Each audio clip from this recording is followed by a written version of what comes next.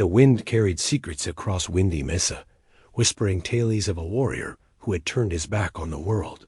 For 10 years, Lone Elk had lived in solitude, his heart hardened by grief, his spirit bound by an ancient vow.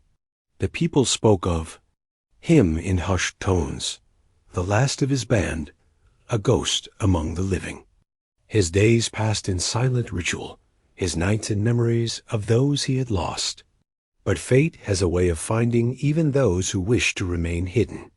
As dawn broke across the sacred mountains, a young woman named Rainflower knelt at his threshold, her eyes holding both hope and desperation.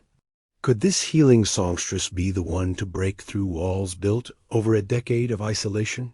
Before we jump back in, tell us where you're tuning in from, and if this story touches you, make sure you're subscribed, because tomorrow I've saved something extra special for you.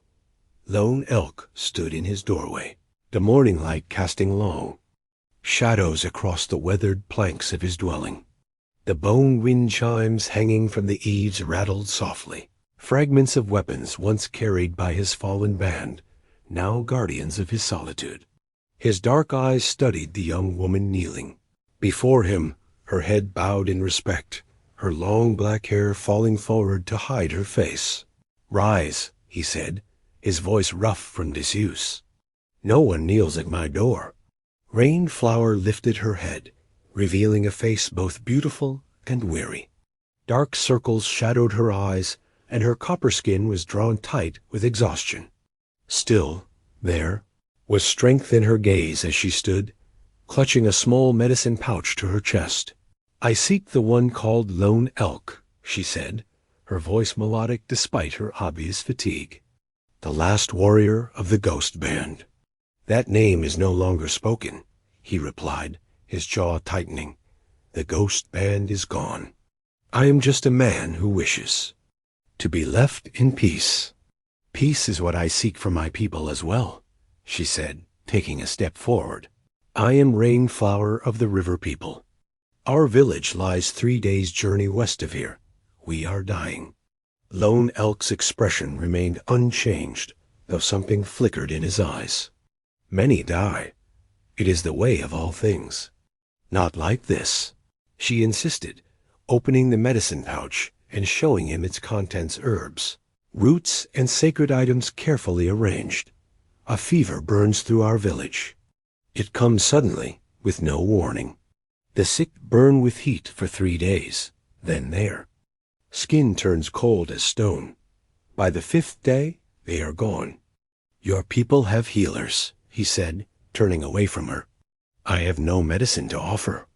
"Our healers have tried everything," Rainflower said, following him inside without invitation. The audacity of it made him turn, a flash of anger crossing his face, but she continued undeterred. "The sacred herbs fail. The healing songs bring no relief. The fever consumes the young and the old alike." The interior of Lone Elk's dwelling was sparse a fire pit in the center, furs for sleeping against one wall, weapons and tools hanging neatly on another. A single wooden stool sat beside the fire, and a pot of water hung from a tripod above. The cold ashes. Rainflower took it all in with a quick glance, then returned her attention to the warrior. "Why come to me?" Lone Elk asked, crossing his arms. "I am no healer. In my dreams, the spirits showed me a solitary warrior atop Windy Mesa," she explained. "They showed me the bone chimes at your door. They told me you hold knowledge that can save my people." Lone Elk scoffed. "Dreams are not to be trusted." "These were not ordinary dreams," Rainflower insisted. "They came 3 nights in succession, each one clearer than the last. On the 3rd night, I saw your face." She paused, then added softly, "I saw what happened to your people." His reaction was immediate and fierce. He stepped toward her, his face darkening with anger. "You know nothing of my people or what happened to them." Instead of retreating, Rainflower opened her medicine pouch and withdrew a small, smooth stone, painted with symbols. "This belonged to your band's healer, did it not?" Lone Elk stared at the stone, his anger giving way to shock. The painted markings were unmistakable medicine symbols, known only to the ghost band's healer, his mother's sister. "Where did you get this?" he demanded, his voice barely above a whisper. "It came to our village 10 summers ago, carried by a trader who found it in the desert," she explained. "Our shaman recognized its power and kept it safe.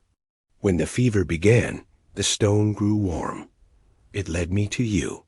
Lone Elk turned away, moving to the fire pit. He knelt and began arranging kindling, his movements precise and controlled. "I made a vow," he said after a long silence. "When my people were taken from this world, I vowed to live apart from others, to keep their memory alive through solitude and prayer. And you have honored that vow for 10 years, Rainflower acknowledged. But perhaps the spirits have sent me to release you from it." He struck flint against steel, sending sparks into the dry kindling. As flames began to lick upward, he spoke without looking at her. "Your journey was wasted. Return to your people. Tell them to seek help elsewhere." Instead of arguing, Rainflower knelt beside the fire. From her pouch, she took a pinch of herbs and cast them into the flames. A sweet, pungent scent filled the dwelling. Then she began to sing. Her voice started soft, barely audible above the crackling fire, but it grew stronger with each note. The melody was unlike anything Lone Elk had heard before, part prayer, part lament, part healing chant. It seemed to fill the small space, vibrating in the air around them. As she sang, memories surfaced in Lone Elk's mind, unbidden and powerful. His mother's smile as she taught him to track deer. His father's strong hands guiding his own as he learned to shape an arrow. The laughter of children as they raced through summer fields. The proud faces of elders as they shared ancient stories around the night fire. When Rainflower's song ended, the silence felt heavy. Lone Elk realized his cheeks were wet. "Our people shared knowledge once," she said quietly. "The river people." And the ghost band traded medicines and songs for generations. "The elders still speak of how your healers could draw poison from wounds with sacred smoke. How your warriors could withstand the desert heat when others would fall. Those secrets died with my people," Lone Elk said, but his voice lacked conviction. "Not all of them," Rainflower countered. "You carry them here." She touched her fingertips to her heart, then to her head. In memory and in blood, the fire had grown stronger, casting dancing shadows across the walls of the dwelling. Outside, the bone wind chimes rattled more insistently as the wind picked. "Up, stay the night," Lone Elk said at last. "Rest and eat. In the morning, you will return to your people with my blessing, but without me." Rainflower nodded, accepting the small victory. "Thank you for your hospitality." As she settled by the fire, Lone Elk moved to the doorway, looking out at the vast expanse of mesa and sky. The sun was beginning its descent, painting the clouds in shades of gold and crimson. Somewhere to the west lay the river people's village. Filled with the dying and the desperate thought in his mind, he heard his father's voice. "A warrior's duty is to protect the weak, to stand against threats no others can face." Was this fever such a threat? Was this young woman's arrival more than mere chance? Lone Elk closed his eyes, feeling the weight of his vow pressing against the stirring of something long dormant within him, a sense of purpose beyond solitary remembrance.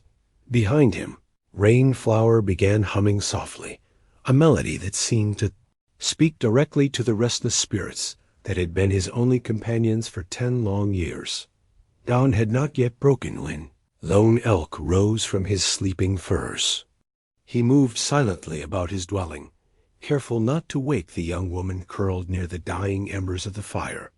Rainflower slept deeply, her chest rising and falling in the slow rhythm of exhaustion. Finally answered. Lone Elk watched her. For a moment, struck by how vulnerable she appeared in sleep. The determination that had marked her features the previous day had softened, revealing a youthfulness he hadn't fully noticed. She couldn't be more than 20 summers, he thought. Yet she had traveled alone through dangerous lands to seek his help. Turning away, he busied himself preparing a simple morning meal. He took dried venison from a pouch, hanging from the ceiling beams, and placed it in a wooden bowl with wild onions and pine nuts. As he worked, his gaze kept drifting to the wall where his war shield hung. The faded shield bore the markings of the ghost band, a circle of white handprints surrounding the silhouette of an elk standing against a blood-red sun. The paint had dimmed with time, but the power of the symbols remained. Each handprint represented a warrior of his band, pressed onto the shield during the ceremony when he had been named war leader. Now they were like ghostly accusations, reminders of his failure to protect them. 10 years ago, as summer waned into autumn, the ghost band had made camp in the shadow of Thunderhead Mountain. They were few in number, only 28 souls, but rich in tradition and skill. Lone Elk had been their youngest war leader in memory, chosen for his courage and wisdom beyond his years. His father, Strong Bow, had stepped aside with pride to see his son take up the mantle of leadership. That night, as the band slept, raiders came. Not enemy tribesmen as one might expect, but white men with faces blackened by soot and hearts darkened by greed. They sought the sacred caves where the ghost band had stored their medicine bundles and ancient artifacts, treasures beyond price to his people, but merely curious trinkets to sell for the white men. Lone Elk had awakened to screams and the acrid smell of gunpowder. He had fought with all the skill and fury of his training, killing 3 raiders before taking a bullet in his shoulder. The wound had not stopped him. He continued fighting, until a blow to his head left him senseless. When he awoke with the dawn, the camp was silent save for the buzzing of flies. His people lay scattered like broken dolls, their blood soaking into the earth. Men, women, children, none had been spared. The raiders had taken what they wanted and left death in their wake. Among the dead were his father, his mother, his young sister, and his promised bride, Morning Star. He had found her body last, partially hidden beneath an overturned cooking pot, as if she had tried to shield herself from the violence. Her eyes had been open, staring at nothing, her hand clutching a small doll she had been making for Lone Elk's sister. For 3 days, Lone Elk had sat among the dead, unable to move, unable to weep, his mind fracturing under the weight of grief. On the 4th day, he had risen and begun the task of burying his people. Alone, he dug graves and performed the sacred rites, sending each soul on its journey to the spirit world.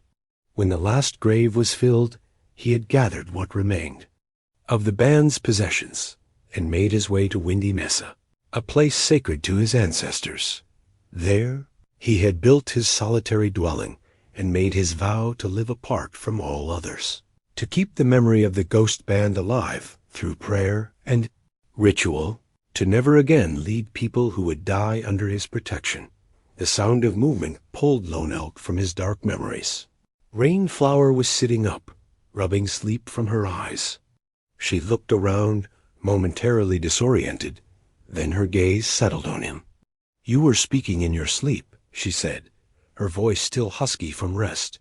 Lone Elk frowned. "What did I say?" "Names," Rainflower replied, rising to her feet with fluid grace. "Many names, spoken with sorrow."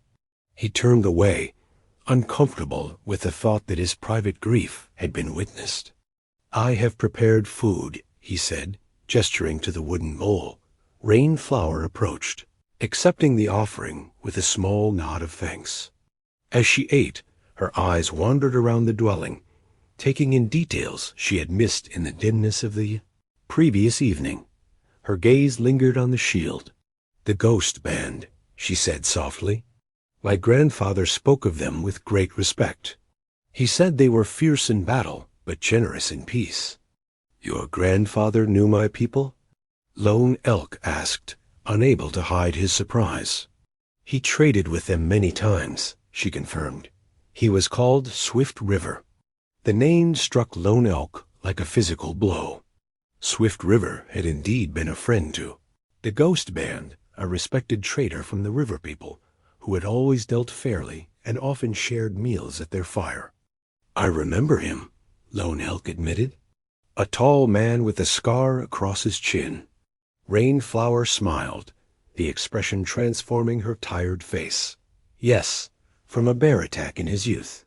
He passed to the spirit world 3 winters ago, but he spoke often of the Ghost Band. He mourned when news came of their fate." "How did your people learn what happened?" Lone Elk asked, his voice tight. "A hunter found the burial site," she explained. "He recognized the sacred markers and brought word to our village. Grandfather led a party to the place to perform the river people's death songs for your band." She paused, watching his face carefully. "They found no trace of you among the dead and hoped you had survived." Lone Elk stood abruptly, moving to the shield on the wall. He touched it with reverent fingers, tracing the outline of the elk silhouette. "I alone lived," he said, his back to her. "I alone failed them. One warrior against many is not failure," Rainflower said gently. "Survival is not betrayal." Lone Elk's shoulders stiffened. "You speak of things you do not understand." "Then help me understand," she challenged, rising to stand behind him. "Tell me why the last warrior of a respected band hides on a mountaintop instead of seeking vengeance or building a new life." "I made a vow," he repeated, but the words sounded hollow even to his own ears. "To whom?" Rainflower pressed. "The dead do not need your solitude. They need your strength to continue their legacy." Lone Elk turned to face her, anger flashing in his dark eyes. "And what would you know of legacy, young one? What burden do you carry that gives you the right to question my choices?" Instead of retreating from his anger, Rainflower met his gaze steadily. "I carry the lives of my people in my hands," she said. "Every day they grow weaker, while I stand helpless before them. I have tried every remedy, sung every healing song, prayed to every spirit. Nothing helps." Her voice broke slightly. "Yesterday, before I left to find you, the fever took my little brother." The admission hung in the air between them, raw and painful. Lone Elk's anger drained away, replaced by a reluctant sympathy. "I am sorry for your loss," he said formally. "May his spirit find the good path." "His journey is not complete, Rain," Flower said, a new intensity in her voice.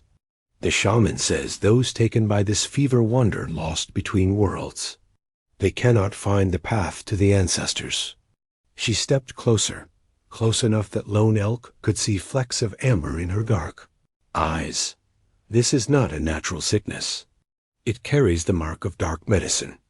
Lone Elk frowned. "Dark medicine? You suspect an enemy shaman?" "I suspect something worse," she replied. "Something that may be connected to your past as well as our future." Before she could explain further, a sound from outside caught there. Attention, the distant cry of an eagle, followed by the rattling of the bone wind chimes stirred by a sudden gust. Lone Elk moved to the doorway, scanning the horizon with practiced eyes. The morning sun had just crested the eastern mountains, bathing the mesa in golden light. Nothing appeared out of place, yet he felt a prickling at the back of his neck, an instinctive warning of unseen danger. "We should continue this discussion on the trail," he said, the words escaping before he had fully formed the decision. "If what you say is true, there is no time to waste." Rainflower's expression brightened with hope. "And you will help my people?" Lone Elk returned to the shield and lifted it from its hanging place. The weight of it felt both familiar and strange in his hands, like greeting an old friend who had changed beyond recognition.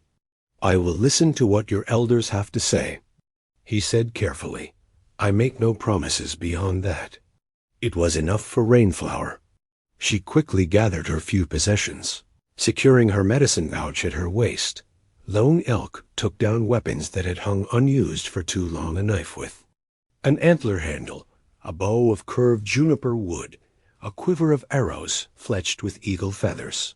Each item awakened muscle memories of a life he had set aside, a self he had tried to forget as he prepared to leave the dwelling that had been his sanctuary and his prison for 10 years. Lone Elk touched the bone wind chimes one last time. "I do not break my vow," he whispered to the spirits of his ancestors. "I only seek to understand if there is a connection between the fate of my people and the suffering of the riverband. Guide my path and keep my heart strong." The chimes rattled in response, their hollow sounds like distant voices carried on the wind. The mesa awakened slowly as Lone Elk performed his morning ritual at the edge of the cliff. The rising sun painted the sky in brilliant streaks of orange and gold, burning away the night's chill. He stood bare-chested despite the cool air, arms outstretched to the 4 directions, his deep voice carrying ancient prayers into the wind. Rainflower watched from a respectful distance, understanding the sacred nature of his communion with the spirits. She had risen early, preparing herself for the journey ahead by washing in the small spring behind Lone Elk's dwelling and rebraiding her long hair with practiced fingers. When Lone Elk completed his prayers, he turned to find her holding out a small bundle wrapped in soft deerskin. "What is this?" he asked, his expression guarded as always. "Something I was instructed to give you if you agreed to help," she explained, placing the bundle in his hands. Lone Elk unwrapped the deerskin carefully. Inside lay a single eagle feather, its shaft adorned with intricate beadwork in patterns. He recognized immediately the mark of Swift River's family. A small piece of polished turquoise was secured at the base, signifying a life debt unpaid. "Your grandfather gave this to me?" Lone Elk asked, his voice hushed with reverence. Rainflower shook her head, not directly. "Before he passed to the spirit world, he entrusted it to our shaman with instructions that it should be given to you if you are ever found." Lone Elk closed his eyes, memories washing over him. He had been barely 16 summers when he first led a hunting party into the high country.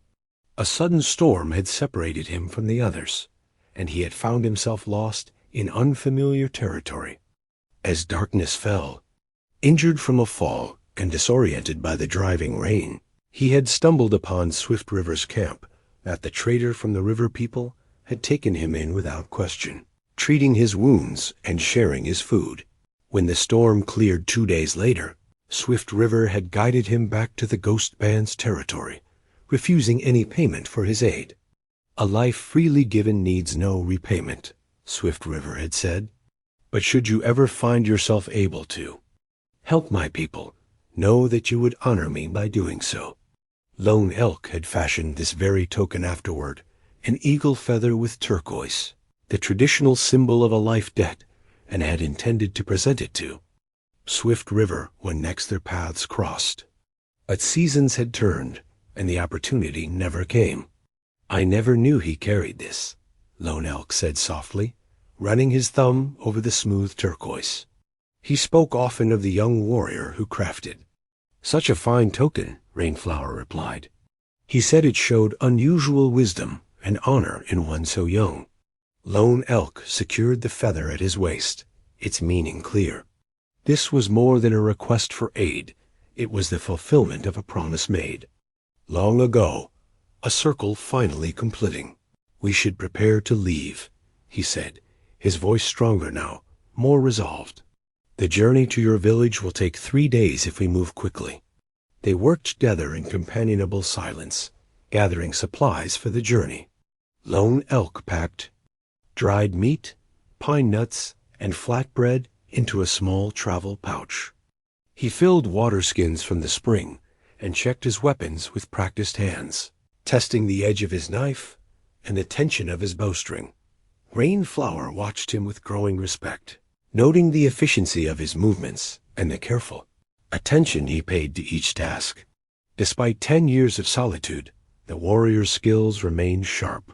You expected to leave your mesa one day, she observed, gesturing to his well-maintained weapons. A faint smile crossed Lone Elk's face, gone almost before it appeared. A warrior remains prepared, even in solitude. As the sun climbed higher, Lone Elk made one final circuit of his dwelling. He secured the door against weather and animals, though he took little from inside. His most precious possessions, his weapons, the eagle feather token, and his father's medicine pouch were already on his person. Before departing, he knelt at the eastern edge of the mesa, scooping a handful of red earth into a small leather pouch which he tied securely around his neck. To carry the spirit of this place with me, he explained when he caught Rainflower watching, and to remind me where I belong. She nodded, understanding the significance of the gesture. May it guide your return when our task is complete. They descended the mesa by a narrow, winding path known only to Lone Elk. The trail would have been invisible to untrained eyes, marked by subtle signs, a cairn of small stones here, a bent branch there. Rainflower followed carefully, placing her feet exactly where Lone Elk placed his, respecting both his knowledge and the sacred nature of the path. By midday, they had reached the valley floor and stood at the edge of a vast expanse of desert and scattered juniper. The distant mountains that marked the territory of the river people were barely visible on the horizon, shimmering in the heat. We will follow the old trading path, Lone Elk decided, pointing to a barely discernible track leading westward. It will take us through Shadow Canyon, but it is the fastest route. Rainflower's expression grew troubled. Shadow Canyon is said to be haunted by restless spirits. Our hunters avoid it, especially since the fever began. All places hold spirits. Lone Elk replied. The question is whether they wish us harm or simply to be remembered. He studied her face, noting her concern. Are you afraid? Not for myself, she answered honestly, but I carry the hopes of my people. I cannot fail them. Lone Elk nodded, respecting her candor. We will be cautious. I know the proper offerings to make at the canyon's entrance. They walked in silence, for a time, finding a rhythm together, despite their different heights and gaits. Lone Elk moved with the measured pace of a hunter, alert to every sound and movement around them. Rainflower matched him step for step, her own awareness complementing his where he watched for danger. She noticed the healing plants they passed, occasionally stopping to gather a leaf or root for her medicine pouch. As the afternoon waned, Lone Elk found himself studying his companion with growing curiosity. She was unlike any woman he had known among his own people, forthright in her speech, confident in her movements, carrying herself with the dignity of one much older. How did you become a healer? He asked, breaking the long silence between them. Rainflower glanced at him, surprise evident in her expression, perhaps at his interest, perhaps at the question itself. I did not choose the healing path, she replied after a moment. It chose me. She touched her medicine pouch absently, a habitual gesture. When I was a child, I fell ill with a fever that should have taken my life. For 7 days, I walked between worlds, neither living nor dead. On the 8th day, I returned, but changed. Changed how? Lone Elk asked. I could hear the songs of plants, she said simply. I could feel the pain in others' bodies, as if it were my own. The village shaman said the spirits had marked me. A shadow crossed her face. It is both gift and burden. Lone Elk nodded, understanding more than she might have expected. Leadership is similar. The honor comes with responsibility that weighs heavily.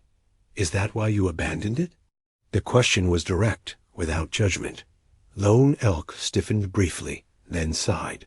I did not abandon leadership, he said carefully. I had no one left to lead. The river people would have welcomed you, Rainflower pointed out. Swift River would have offered you a place among us. And brought the shadow of death upon your people? Lone Elk shook his head.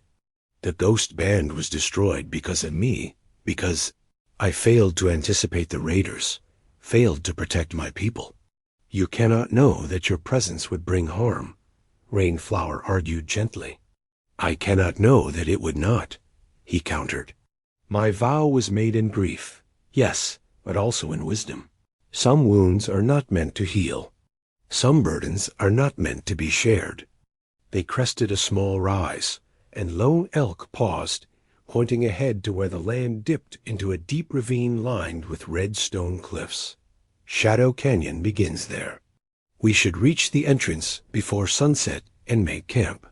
It is unwise to enter such a place in darkness. As they approached the canyon, the landscape grew increasingly barren.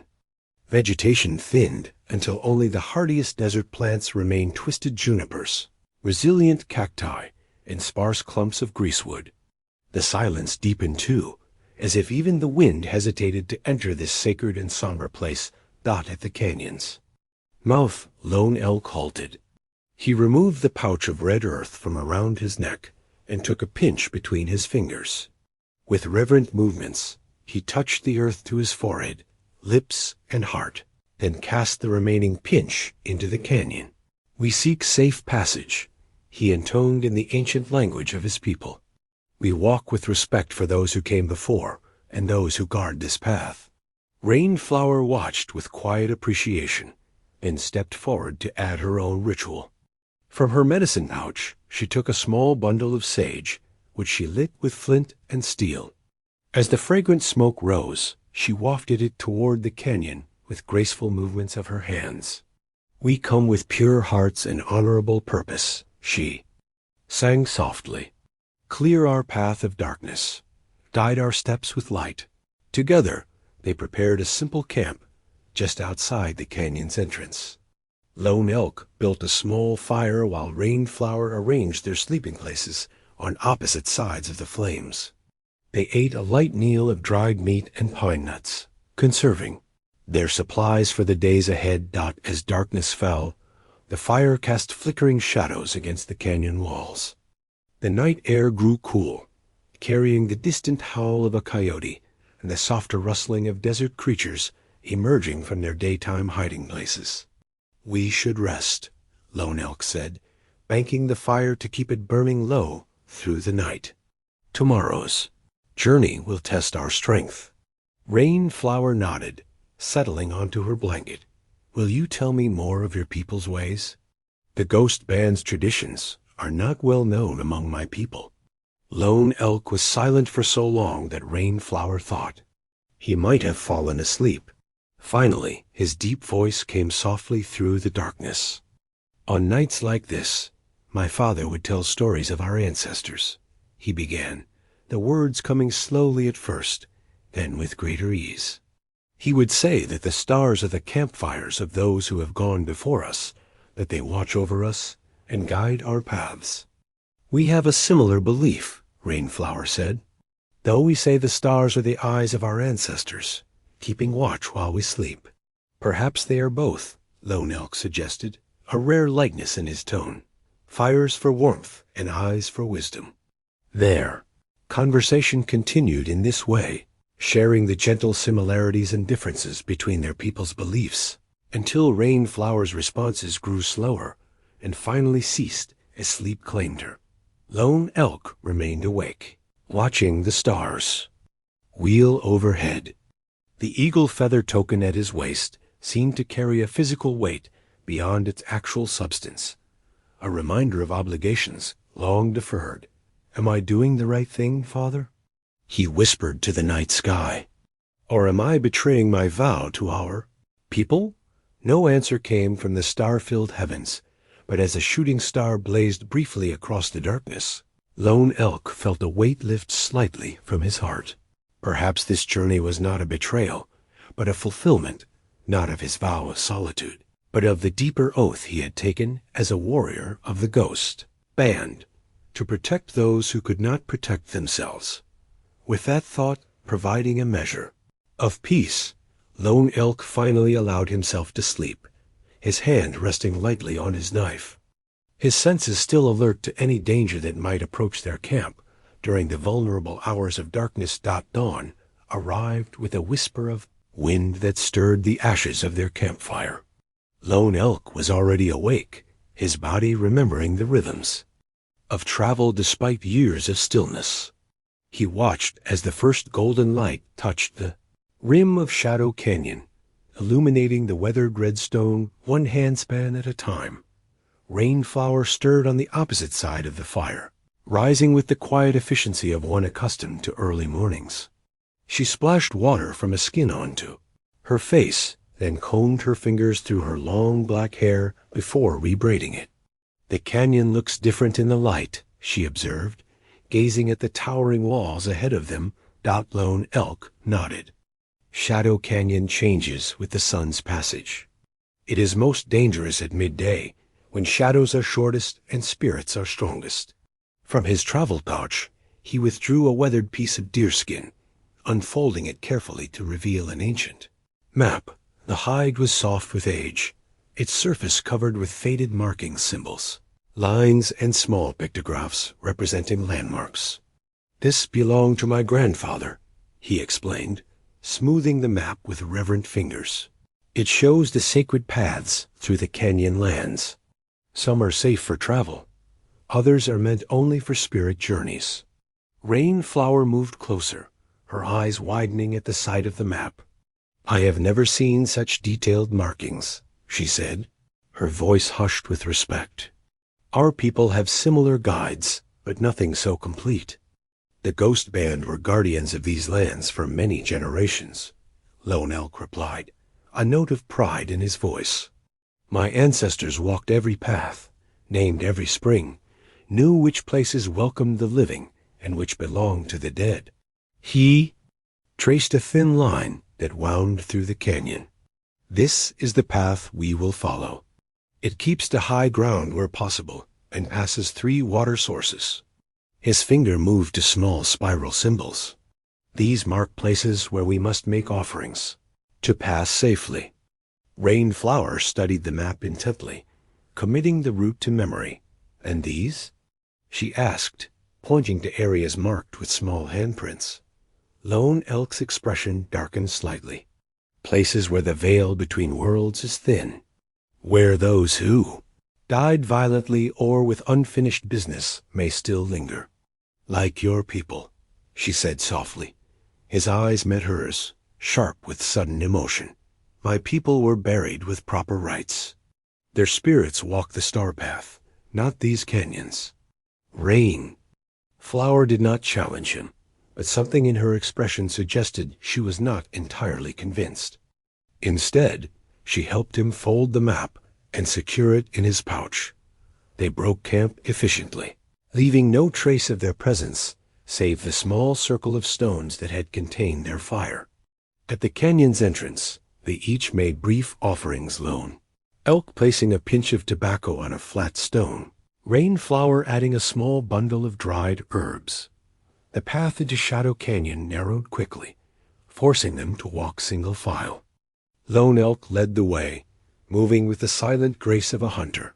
Rainflower followed, matching his careful footfalls. The canyon walls rose higher with each step, until the sky above was reduced to a narrow ribbon of blue dot despite the early hour. The air within the canyon held a peculiar stillness, neither warm nor cool. Sounds behaved strangely to their footsteps, sometimes echoing, sometimes swallowed by the stone as if they had made no noise at all. Lone Elk moved with confidence, recognizing landmarks his grandfather had taught him to identify: a jutting rock shaped like a hawk's head, a natural arch spanning a side passage, a series of handholds cut into a steep section by ancestors' long dead dot at the first spiral marking on the map. They paused. Lone Elk knelt beside a small depression in the stone, placing a bright blue bead, a trade item once precious to his people, into the hollow. "For safe passage," he murmured, "and in memory of those who walked here before." Rainflower added a strand of her own hair, carefully plucked and twisted into a tiny braid, "that the guardians may know our scent and allow us to pass." They continued deeper into the canyon, the path occasionally branching. At each fork, Lone Elk consulted the map briefly before choosing their direction. By mid-morning, they had traversed several miles of increasingly difficult terrain, climbing over fallen boulders, skirting deep crevices, and once wading through a shallow stream that flowed mysteriously from the canyon wall, only to disappear into the ground 100 paces later. "Your knowledge of this place is impressive," Rainflower said during a brief rest, "especially for one who has not traveled here in many years." "These paths are in my blood," Lone Elk replied simply. "My father walked them with me when I was barely tall enough to see over the sagebrush. My grandfather did the same with him. And now the last son of the ghost band returns," she observed. Lone Elk's jaw tightened at her words. "Not as a son of the ghost band," he corrected. "That man died with his people. I am merely fulfilling a debt." Rainflower studied him, her expression thoughtful. "Names and titles may change, but blood remains," she said finally. "The eagle does not become a different creature when it loses its flock." Before Lone Elk could respond, a sound echoed through the canyon, the displaced rattle of small stones falling from above. Both froze, eyes scanning the canyon rim. "Wind," Lone Elk suggested, but his hand moved to his knife. "Perhaps," Rainflower agreed, though she too seemed unconvinced. They resumed their journey with heightened vigilance, Lone Elk occasionally pausing to study the ground or listen to the canyon's whispers. By midday, they had reached a wider section, where the walls receded enough to allow a pool of sunlight to touch the canyon floor. Here, a small spring bubbled from between rocks, creating a tiny oasis of greenery in the midst of red stone. "We will rest here and refill our water skins," Lone Elk decided. "The next water is half a day's journey ahead." As Rainflower knelt by the spring, murmuring thanks to the water spirits, Lone Elk made a careful circuit of the area.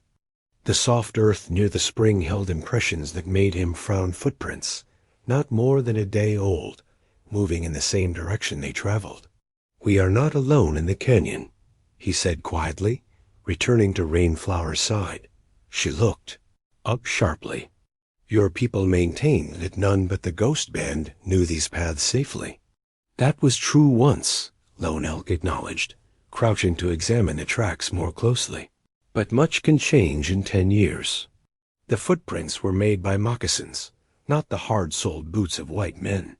They were deep at the heel with a distinctive wear pattern that nagged at Lone Elk's memory, though he couldn't immediately place why the tracks seemed familiar. "Could it be other travelers from your village?" he asked. "Perhaps sent to find you if you did not return quickly enough?" Rainflower shook her head. "I left with the blessing of the elders, but against the wishes of many. None would have followed me into Shadow Canyon. They fear this place too much." "Then we proceed with greater caution," Lone Elk decided, "and make no fire tonight." They ate a cold meal of dried meat and pine nuts, then refilled their water skins from the spring. Before leaving, each made a small offering of thanks, Lone Elk placing a polished stone from his pouch beside the water, Rainflower adding a pinch of sacred pollen from her medicine bag. The afternoon brought more challenging terrain as the canyon narrowed again, its walls drawing closer like cupped hands. The path steepened, requiring them to climb in some places, using handholds worn smooth by generations of ghost band travelers. At one particularly difficult section, Lone Elk reached back to offer Rainflower his hand. She took it without hesitation, her grip strong and sure as he helped her navigate a narrow ledge. When they reached safer ground, their hands lingered together a moment longer than necessary, the brief contact sending an unexpected warmth through Lone Elk's arm. He released her hand abruptly, uncomfortable with the sensation. It had been 10 years since he had touched another person with anything approaching gentleness. The simple human connection felt both foreign and achingly familiar. "Thank you," Rainflower said simply, either not noticing or tactfully ignoring his discomfort. They pushed on until the canyon walls began to glow with the amber light of approaching sunset. Finding a defensible alcove set back from the main path, they prepared a cold camp for the night. Without a fire, the canyon's chill quickly settled around them, seeping from the stone that had released the day's heat. Rainflower wrapped herself in her blanket, suppressing a shiver. Lone Elk noticed, and after a moment's hesitation, removed his leather outer garment and offered it to her. "The nights in these canyons are colder than you might expect," he said gruffly. "Take this." "And leave you to freeze?" she protested. "I cannot accept." "I am accustomed to the cold," he insisted. "And we need your healing skills unimpaired by illness." Rainflower accepted the garment with a grateful nod, draping it over her shoulders. "We could share the warmth," she suggested practically. "It would be wiser conservation of heat." Lone Elk stiffened, the idea of such proximity stirring complex emotions he was not prepared to examine. "I will keep watch," he said, moving to the mouth of the alcove. "Rest while you can." As darkness claimed the canyon, sounds changed and multiplied.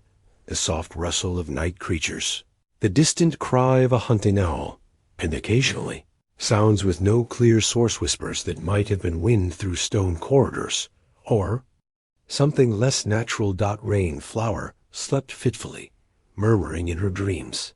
Lone Elk remained vigilant, his back against the stone wall, his senses alert to any danger.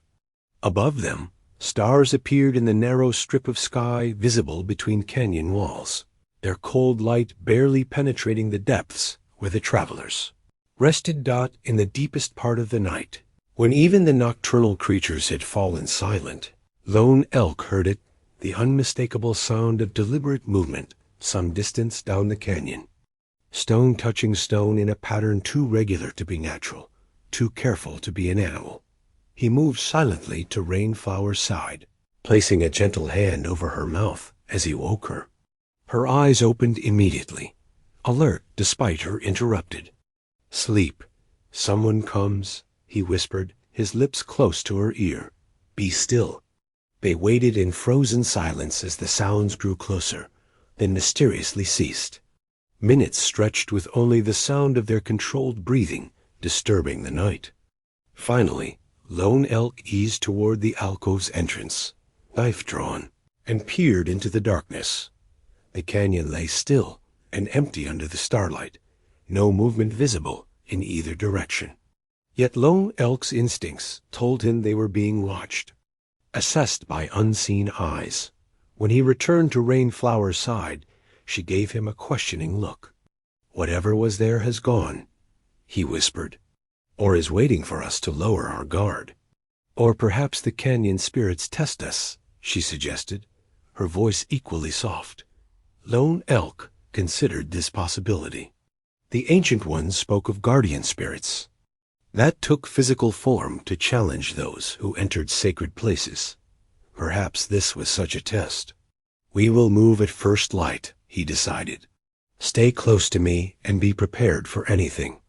Rainflower nodded, then surprised him by reaching for his hand in the darkness. "Thank you," she said simply, "for risking this journey with me." Lone Elk did not pull away this time, allowing the small comfort of human contact as they waited. For dawn in the heart of Shadow Canyon, both aware that unknown eyes might be watching from the darkness, and that the path ahead held challenges they had yet to face. First light came as a faint lightening of the darkness above them, stars fading, one by one as dawn approached. Lone Elk and Rainflower broke camp quickly and silently, communicating with gestures rather than words. The sense of being watched had not diminished with the night's passing. They resumed their journey, moving with greater caution now. Lone Elk led them through increasingly narrow passages, consulting the map more frequently as the main canyon branched into a complex network of smaller ravines and gullies. At each junction, he studied the ground for signs of their mysterious follower, but the hard stone floor of the canyon held no tracks. By mid-morning, they had reached a section where the canyon widened again, its walls stepped like an immense natural amphitheater. Ancient dwellings were visible in the cliff-face small rooms, carved into the stone by people long vanished. The old ones lived here, Lone Elk explained, his voice hushed with respect. Before my people, before yours. They climbed these walls, like lizards, and stored their food in clay pots sealed with pine pitch. Rainflower gazed up at the abandoned dwellings. We have similar places in our territory. The elders say the old ones left when they angered the rain spirits, and the land grew too dry to support them. My grandfather said they became too numerous, took too much from the land without giving back, Lone Elk replied. The balance was broken, so they had to leave or perish. He led her to a narrow trail that zigzagged up the canyon wall, providing access to the ancient homes. We will rest there, he said, pointing to a larger dwelling set back in a protective alcove. It offers shelter and a vantage point to watch the canyon floor. The climb was steep but manageable, with handholds and footholds cut into the rock face by the old one centuries before. Rainflower followed Lone Elk's path exactly, placing her feet and hands where his had been. Despite the danger of the ascent, she moved with confidence, impressing Lone Elk with her sure FOOTEDNESS dot. The dwelling they entered was surprisingly intact, a single room, about 5 paces square, its ceiling blackened by ancient cooking fires, its walls still bearing faded pictographs of hunts and ceremonies. A small window opening provided a commanding view of the canyon floor below, while the entrance was defensible and hidden from casual observation. This was a watchpost, Lone Elk noted, examining the space with an experienced eye, positioned to guard the approach to their main settlement. Rainflower moved to the back wall, studying the pictographs with interest. These symbols are similar to some our shamans use in healing ceremonies, she observed, tracing a spiral pattern with her fingertip. Lone Elk joined her, examining the ancient markings. The knowledge of the old ones survived in different forms, among different peoples, he agreed. My mother's family were keepers of the healing ways. She could read signs like these as easily as white men read their paper books. A shadow crossed his face at the mention of his mother. Rainflower noticed and touched his arm gently. Tell me about her, she encouraged. The dead live on in our memories and stories. For a moment, Lone Elk seemed about to withdraw, to rebuild the walls around his grief. But something in Rainflower's expression, genuine interest without pity, made him pause. She was called Bright Water, he said slowly, the name feeling strange on his tongue after years of silence. She knew the properties of every plant that grows in the high country. She could set bones with such skill that they healed without stiffness. She sang while she worked, songs that eased pain and calmed fears. She sounds remarkable, Rainflower said softly. I would have liked to learn from her. She would have welcomed you, Lone Elk replied, surprising himself with the certainty of this knowledge. She always said healing knowledge should flow between peoples like water between streams. A comfortable silence fell between them as they shared a simple meal of dried fruit and jerky. Through the small window, they monitored the canyon below, but saw no movement save a hawk circling on thermal currents and the occasional scurrying of small ground animals.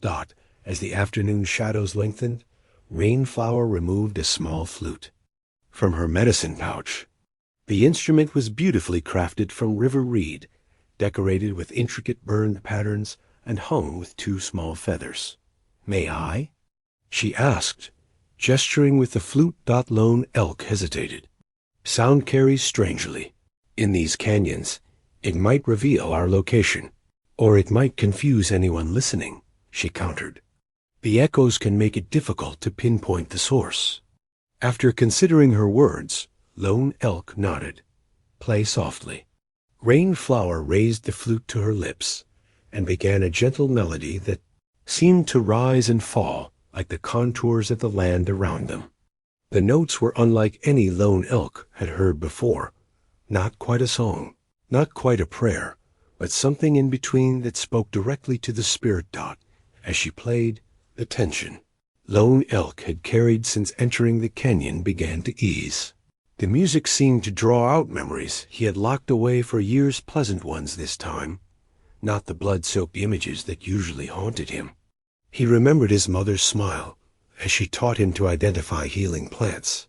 He recalled the pride in his father's eyes when he made his first successful hunt.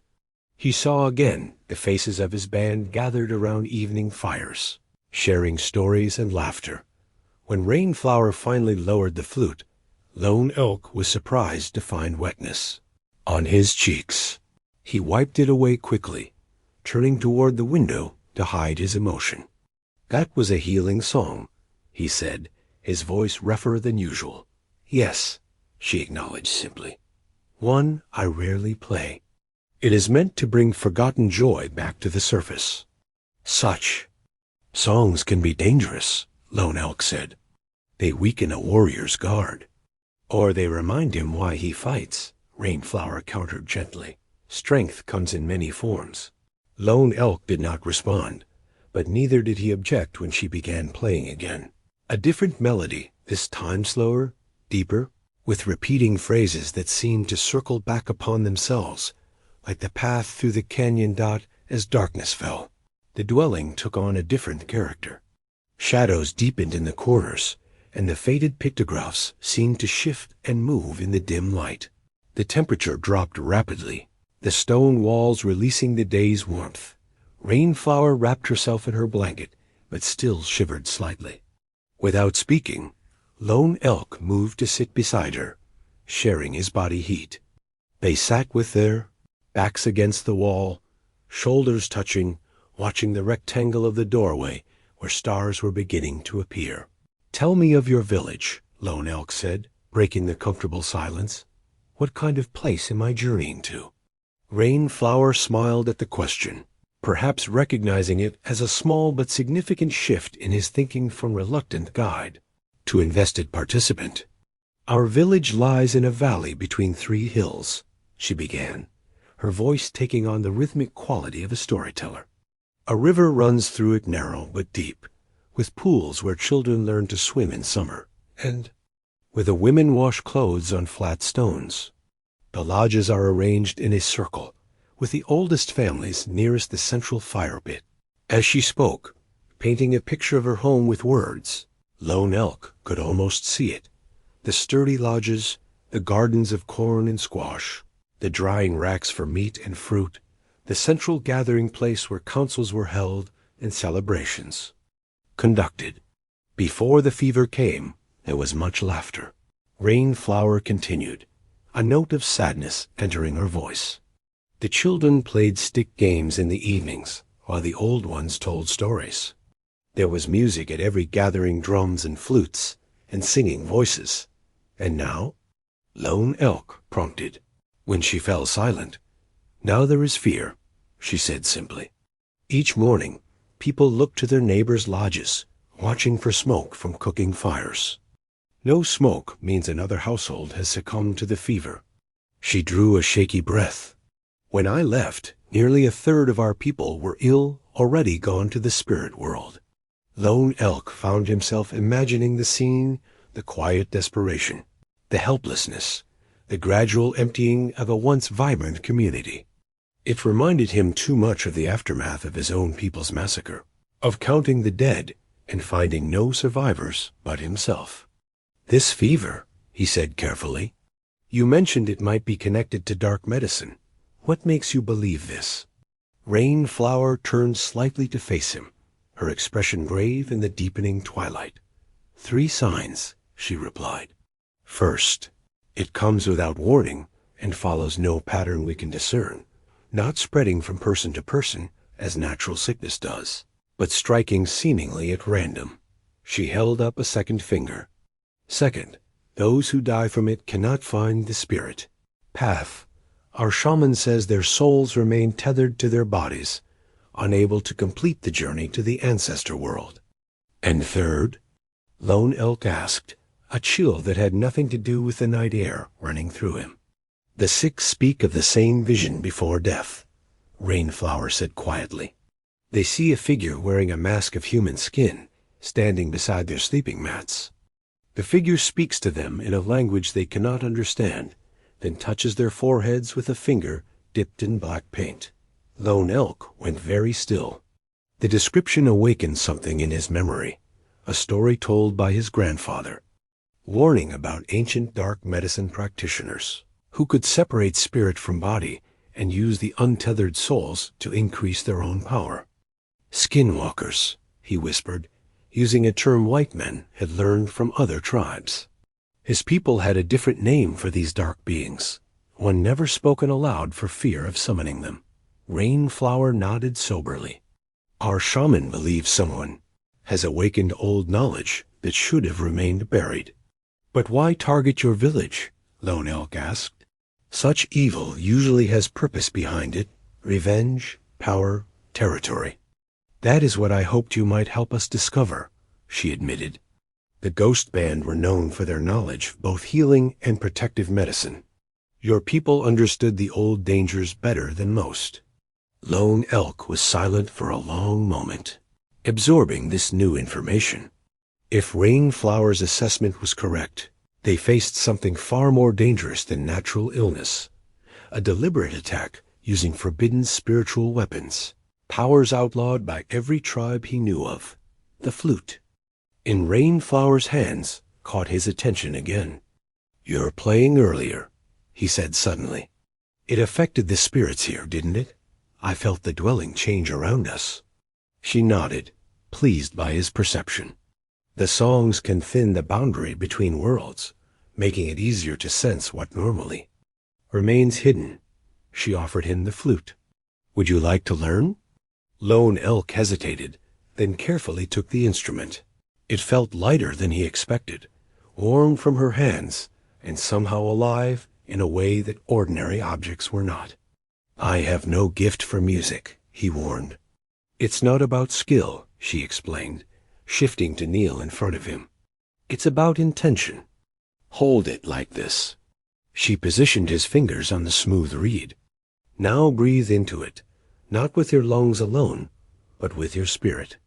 Lone Elk felt foolish, but he brought the flute to his lips and blew gently.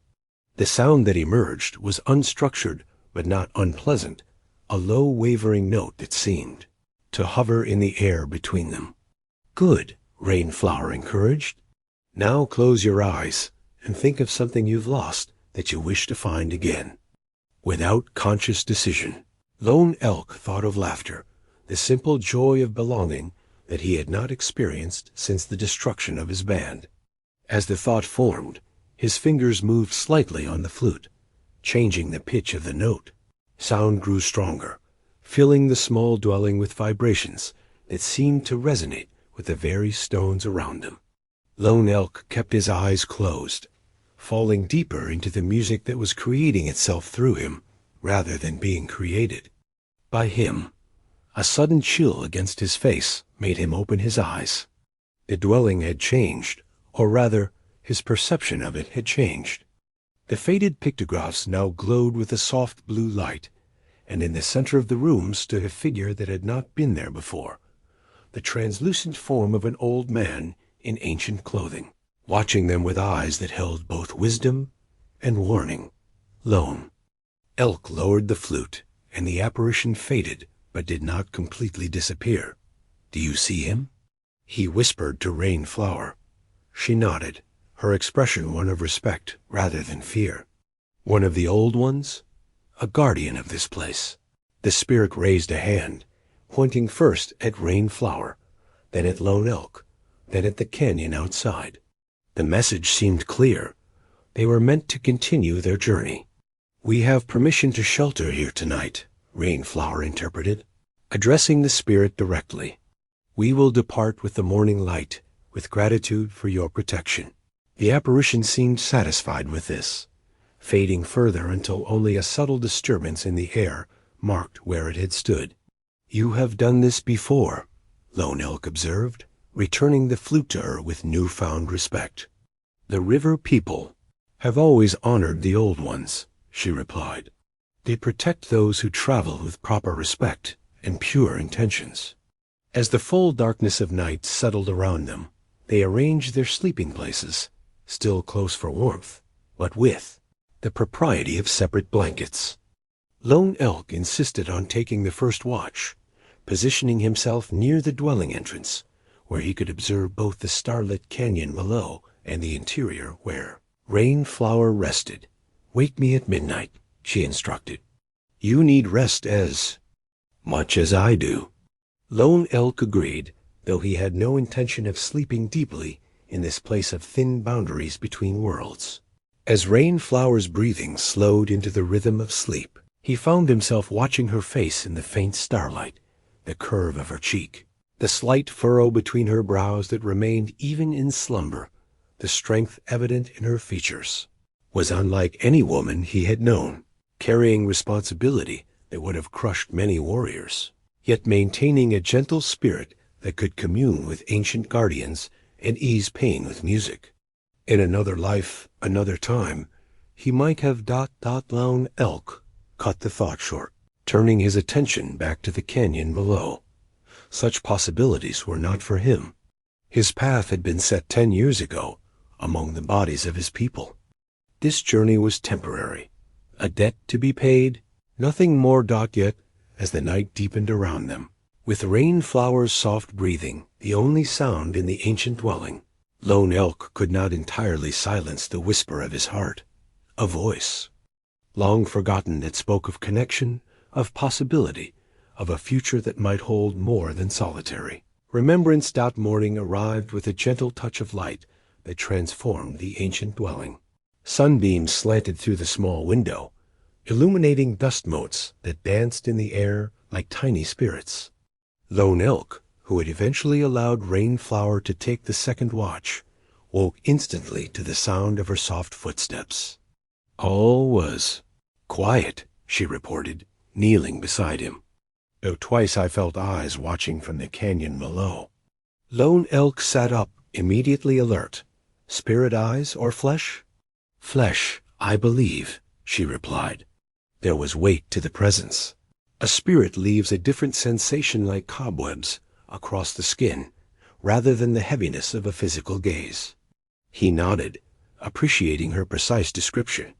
Few people could distinguish so clearly between different types of unseen presences. "We should move quickly then. We still have the most difficult section of the canyon ahead." They ate a brief meal of pine nuts and dried berries, then packed their few belongings. Before leaving the dwelling, each made a small offering to the spirit guardian Lone Elk, placing a carved bone bead at the threshold. Rainflower adding a pinch of sacred pollen from her medicine pouch. The descent from the cliff dwelling was more challenging than the climb had been. The morning sun had not yet reached this side of the canyon, leaving the handholds in treacherous shadow. They moved carefully, testing each placement before committing their weight. Once on the canyon floor, Lone Elk conducted a thorough examination of the area. In the soft earth near a clump of greasewood, he found what he had been seeking: fresh tracks, not their own. Someone was here during the night, he confirmed, crouching to study the impressions. A man, moving quietly, wearing moccasins with a distinctive pattern. He traced the edge of one print with his fingertip. The sole is reinforced with a strip of rawhide along the outer edge, unusual craftsmanship. Rainflower knelt beside him, examining the tracks. "Not from my people," she said with certainty. "We use a different stitching pattern." "Nor mine," Lone Elk agreed, frowning. "Yet something about these seems familiar." He straightened, scanning the canyon walls with renewed vigilance. "We are being tracked deliberately, not merely crossing paths with another traveler. Why would anyone follow us through Shadow Canyon?" Rainflower asked. "Few would risk the spirits that dwell here." "Someone who knows we seek to counter the fever," Lone Elk suggested grimly. "Perhaps the same one who caused it." They continued their journey with heightened awareness, Lone Elk frequently checking behind them, and studying the path ahead for signs of ambush. The canyon narrowed again, its walls drawing closer, until in some places they could touch both sides simultaneously. By midday, they had reached a section where a rock slide had partially blocked the path. Carefully, they picked their way across the tumbled boulders. On the far side, Lone Elk suddenly stopped, raising his hand in a signal for silence. Half hidden among the rocks lay a broken arrow. Its shaft was split, but the distinctive markings were still visible, parallel lines of red and black, with a zigzag pattern between them. Lone Elk's expression darkened as he picked it up.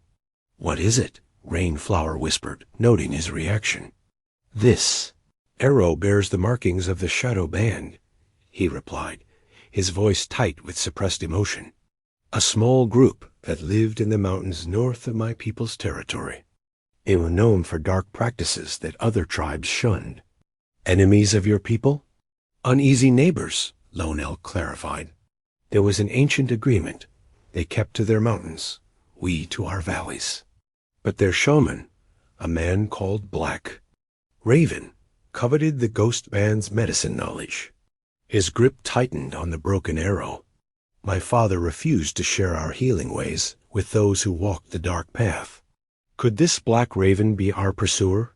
Rainflower asked, connecting the pieces. Lone Elk shook his head slowly. "Black Raven would be an old man now, if he still lives. And the shadow band was said to have been destroyed by sickness many years ago." He examined the arrow more closely. "This was made recently. The sinew binding is still fresh. The pigments bright. Then someone carries on their traditions," Rainflower concluded, a note of dread in her voice. "So it would seem."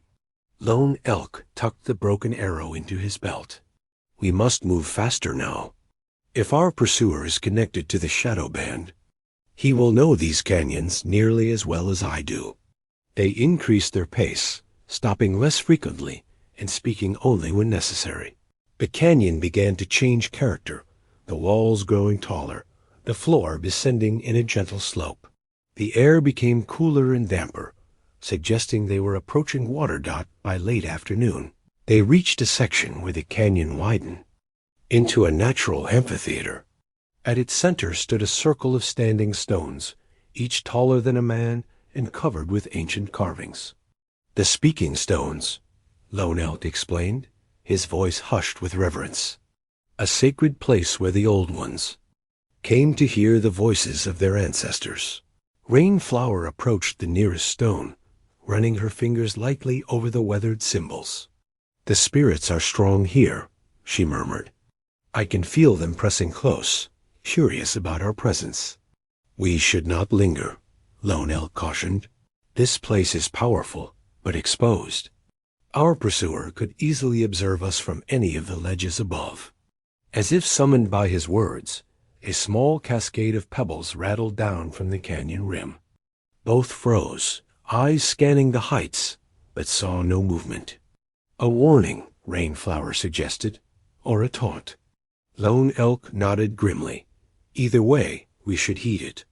They skirted the edge of the stone circle, careful not to walk between the ancient monoliths out of respect for their power. As they reached the far side of the amphitheater, the canyon narrowed again, and the path descended more steeply. The sound reached them before the sight, the soft murmur of flowing water growing steadily louder as they advanced. Soon they emerged onto a ledge overlooking a remarkable scene. The canyon opened into a circular basin, perhaps 100 paces across. A waterfall cascaded from the opposite wall, feeding a deep pool that reflected the late afternoon sky. Lush vegetation surrounded the water cottonwoods, willows, and thick clusters of reeds. "The hidden lake," Lone Elk said. "We will camp here tonight. The water spirits offer protection to respectful travelers." They descended a narrow path to the basin floor. As they approached the pool, Lone Elk gestured for Rainflower to wait while he circled the water's edge, checking for signs of other visitors. Finding nothing concerning, he returned and led her to a small clearing beneath a cottonwood tree. "This place feels safe," Rainflower observed, setting down her travel pouch with a sigh of relief. "Safer than the open canyon," Lone Elk agreed. "But we will still keep watch through the night." As twilight approached, they prepared a more substantial camp than had been possible the previous nights. Lone Elk decided a small fire would be acceptable, the smoke dispersed by the mist from the waterfall. While he gathered wood, Rainflower collected edible plants to supplement their dwindling supplies: tender cattail shoots, wild onions, and prickly pear fruits. With the fire crackling cheerfully, they shared a meal that tasted all the better for being warm and freshly prepared. The tension of the day's travel gradually eased as darkness settled around them, the waterfall's constant song soothing their alert nerves. "Tomorrow we will leave Shadow Canyon," Lone Elk said, studying the map by firelight. "If we maintain our pace, we should reach your village by the following evening." Rainflower nodded, her expression solemn. "I pray we are not too late. Tell me more about this fever," Lone Elk requested. "The specific symptoms may help identify its cause." She described the progression in detail: the sudden onset of burning heat, followed by vivid dreams and incoherent speech, then the strange cooling of the skin while the internal fire raged on. By the 5th day, most victims slipped away, their bodies growing cold, and still while their spirits remained trapped, unable to complete the journey to the ancestor world. "And the visions of the masked figure, do all the sick see this?" Lone Elk asked. "All who can still speak," Rainflower confirmed. "Some of the children describe it as a shadow with empty eyes. The adults see the mask of skin." She shuddered slightly. "Our shaman says the descriptions match ancient warnings about those who steal souls." Lone Elk was silent for a long moment, considering this information. The broken arrow, the stealthy pursuer, the symptoms of the fever pieces of a puzzle, that were beginning to form a disturbing picture. "There were stories among my people," he said finally, "of a forbidden ritual practiced by the Shadow Band in times long past. They called it the binding of spirits."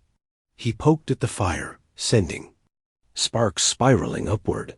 "It was said that their shamans could capture the souls of the dying and bind them to objects' bones, stones, carved fetishes. These bound spirits were then used to strengthen dark medicine or to torment enemies." Rainflower's eyes widened. "You believe this is happening to my people? Their spirits are being harvested?" "It is one possibility," Lone Elk cautioned. "There may be other explanations. But the connection to the Shadow Band troubles me." He gestured to the broken arrow in his belt. "Someone wants us to know they are watching, and they want us to make this connection. A challenge, then," Rainflower concluded, "or a warning to turn back." "Neither of which we will heed," Lone Elk stated firmly, surprising himself with the conviction in his voice. Somehow, in the days since Rainflower had appeared at his door, her people's plight had become his concern as well as the fire burned lower. Rainflower moved to the water's edge to perform her evening ritual of washing hands and face. Lone Elk remained by the fire, lost in thought, trying to reconcile his growing commitment to this journey with the vow he had made a decade earlier. A sudden splash and a startled cry from Rainflower broke his reverie. He was on his feet instantly, knife drawn, rushing to the pool's edge. Rainflower stood knee-deep in the water, staring at something floating on the surface. Lone Elk waded in beside her, following her gaze. A small object drifted in the gentle current, a carved wooden fetish in the shape of a bird, its surface stained dark with what could only be blood. "Do not touch it," he warned as Rainflower reached toward the object. "Such things are often poisoned." Using a long stick, he guided the fetish to the shore, then carefully turned it over with the tip of his knife. Symbols were carved into its base, the same markings that had adorned the broken arrow. "It was not here when we arrived," Rainflower said, her voice steady despite the obvious threat. Someone placed it in the water while we talked by the fire. Lone Elk scanned the darkness beyond the firelight, seeing nothing but knowing they were not alone. He grows bolder, he observed grimly, or more desperate to stop us. Why not simply attack if that is his purpose? Rainflower wondered. Why these warnings and signs? Fear, perhaps, Lone Elk suggested, or he plays a game we do not yet understand. He used the stick to push the fetish into a small pouch, careful not to touch it directly. We will show this to your shaman. It may provide insights into the nature of the fever. They returned to the fire, sitting closer together than before, both facing outward toward the darkness. The peaceful atmosphere of the hidden lake had been shattered, replaced by a tense vigilance. I will take first watch, Lone Elk said. Try to rest. Rainflower nodded, though they both knew sleep would not come easily after this discovery. She wrapped herself in her blanket, positioned with her back against the cottonwood trunk. Lone Elk, she said softly after a long silence, I am sorry to have brought this danger to you. He turned to look at her, surprised by the apology. You did not bring it, he corrected. It was already here, waiting. Perhaps it has been waiting for 10 years. He adjusted his grip on his knife, the familiar weight comforting in his hand. If there is indeed a connection between this shadow walker and what happened to my people, then this confrontation was inevitable. Then perhaps the spirits guided me to your door for reasons beyond my understanding, Rainflower suggested. Elk did not dismiss the possibility as he once might have. The ways of the spirits were mysterious, their purposes often revealed only in retrospect. Rest now, he said instead. Tomorrow's journey will require all our strength. As Rainflower settled into an uneasy slumber, Lone Elk maintained his vigil, watching the darkness beyond their small circle of firelight. The waterfall continued its endless song, but now it seemed to carry a warning rather than comfort. Something waited in the shadows, something connected to his past, to the destruction of his people, and to the mysterious fever afflicting the river people. For the first time in 10 years, Lone Elk felt the stirring of a purpose beyond mere survival and remembrance. If dark forces had indeed returned, if the Shadow Band's forbidden practices were being revived, then his knowledge and skills might be all that stood between Rainflower's people and destruction. The weight of this realization settled on him, like a mantle not unwelcome, but heavy with responsibility. He glanced at Rainflower's sleeping form, noting the worry that remained etched on her features even in slumber. Whatever danger lay ahead, he would face it not just to repay an old debt, but because it was the right path to walk. As the night deepened around them, Lone Elk renewed his silent commitment to the journey. The vow of solitude that had guided him for 10 years had not been broken, he told himself. It had simply evolved into something new, a vow of protection, of purpose, of action in a world that still needed warriors, willing to stand against the darkness. Dawn broke with an unsettling stillness. No birds sang, no small creatures rustled in the undergrowth surrounding the hidden lake. It was as if the natural world itself was holding its breath, waiting. Lone Elk had maintained his vigil through most of the night, allowing Rainflower only a brief watch before sunrise. Though fatigue pulled at his limbs, his senses remained sharp, honed by years of solitary survival and the growing certainty of danger. We should perform the cleansing ritual before entering the final stretch of the canyon, he said as they broke. Camp. The boundary between worlds grows thinner ahead. Rainflower nodded, understanding the significance. The last section of Shadow Canyon was known in ancient stories as the Whispering Passage, a place where the spirits of the dead lingered, sometimes speaking to the living who passed through. They approached the lake together, the water mirror still. In the early light, Lone Elk removed a small pouch of red ochre from his belt, mixing a pinch with water in his palm to form a paste. With practiced movements, he drew protection symbols on his forehead, chest, and the backs of his hands. Then, with Rainflower's permission, he marked her, as well a crescent moon on her brow, zigzag lines on her wrists to deflect harmful spirits. Rainflower reciprocated by taking dried sage from her medicine pouch, lighting a small bundle with an ember from their fire. She wafted the fragrant smoke around them both, murmuring prayers in her people's language. The smoke clung to them momentarily before dissipating into the morning air, carrying their intentions upward. One final element, Lone Elk said, reaching for the pouch containing the carved fetish they had found the previous night. He held it up without opening it. We must neutralize its influence before proceeding. He instructed Rainflower to gather specific plants growing near the water-bitter root, juniper berries, and a particular red-stemmed moss that clung to the rocks beneath the waterfall. While she did this, he constructed a small stone circle at the lake's edge. When she returned with the plants, he placed them in the center of the circle, then carefully added the pouch containing the fetish. With flint and steel, he struck sparks into the dry juniper, berries, and moss. As flames caught and grew, he began a low chant in his people's language of purification, song passed down through generations of ghost band healers. Rainflower joined her voice to his, their different melodies, weaving together in harmonious counterpoint. As the flames consumed the plants and the pouch, a strange dark smoke rose thicker and blacker than natural fire should produce, moving against the breeze as if drawn by unseen forces. "It fights the cleansing," Rainflower observed, her voice steady despite the unnatural sight.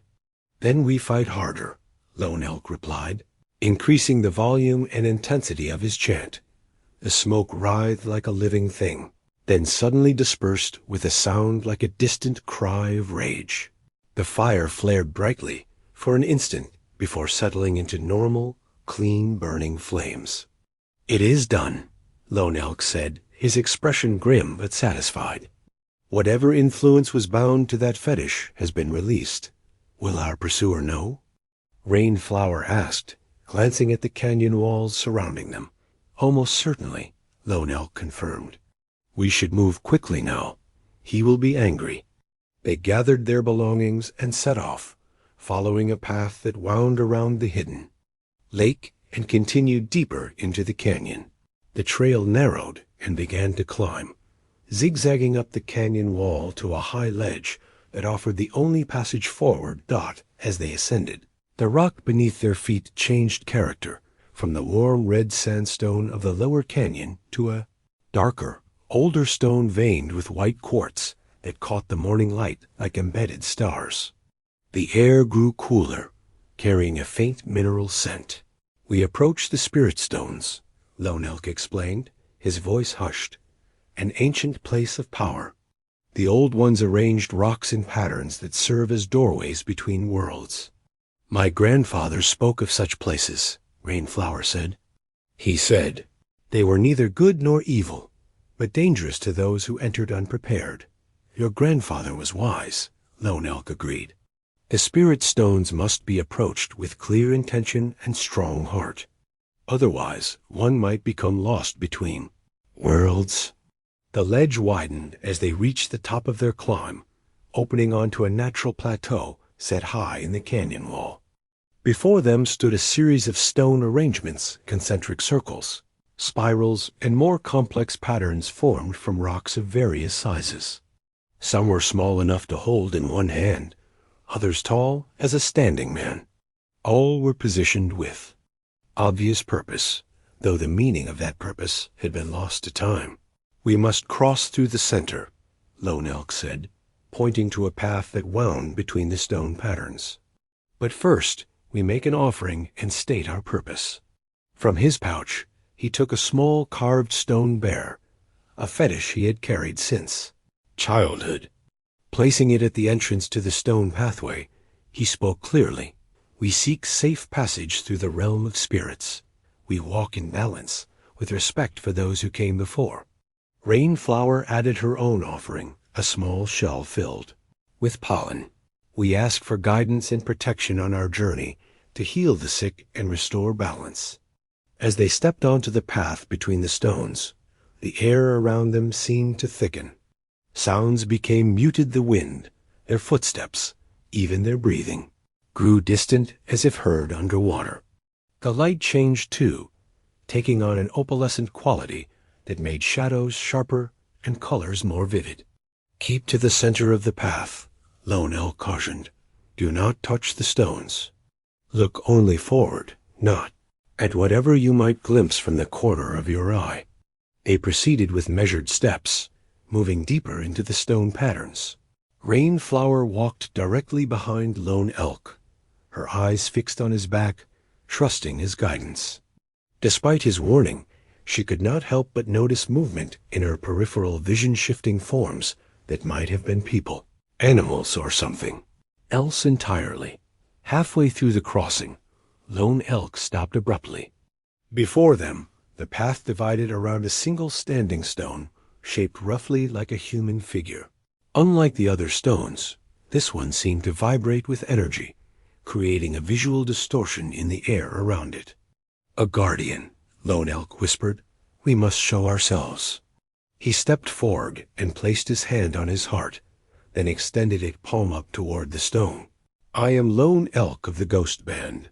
I seek passage to fulfill a promise and protect the living."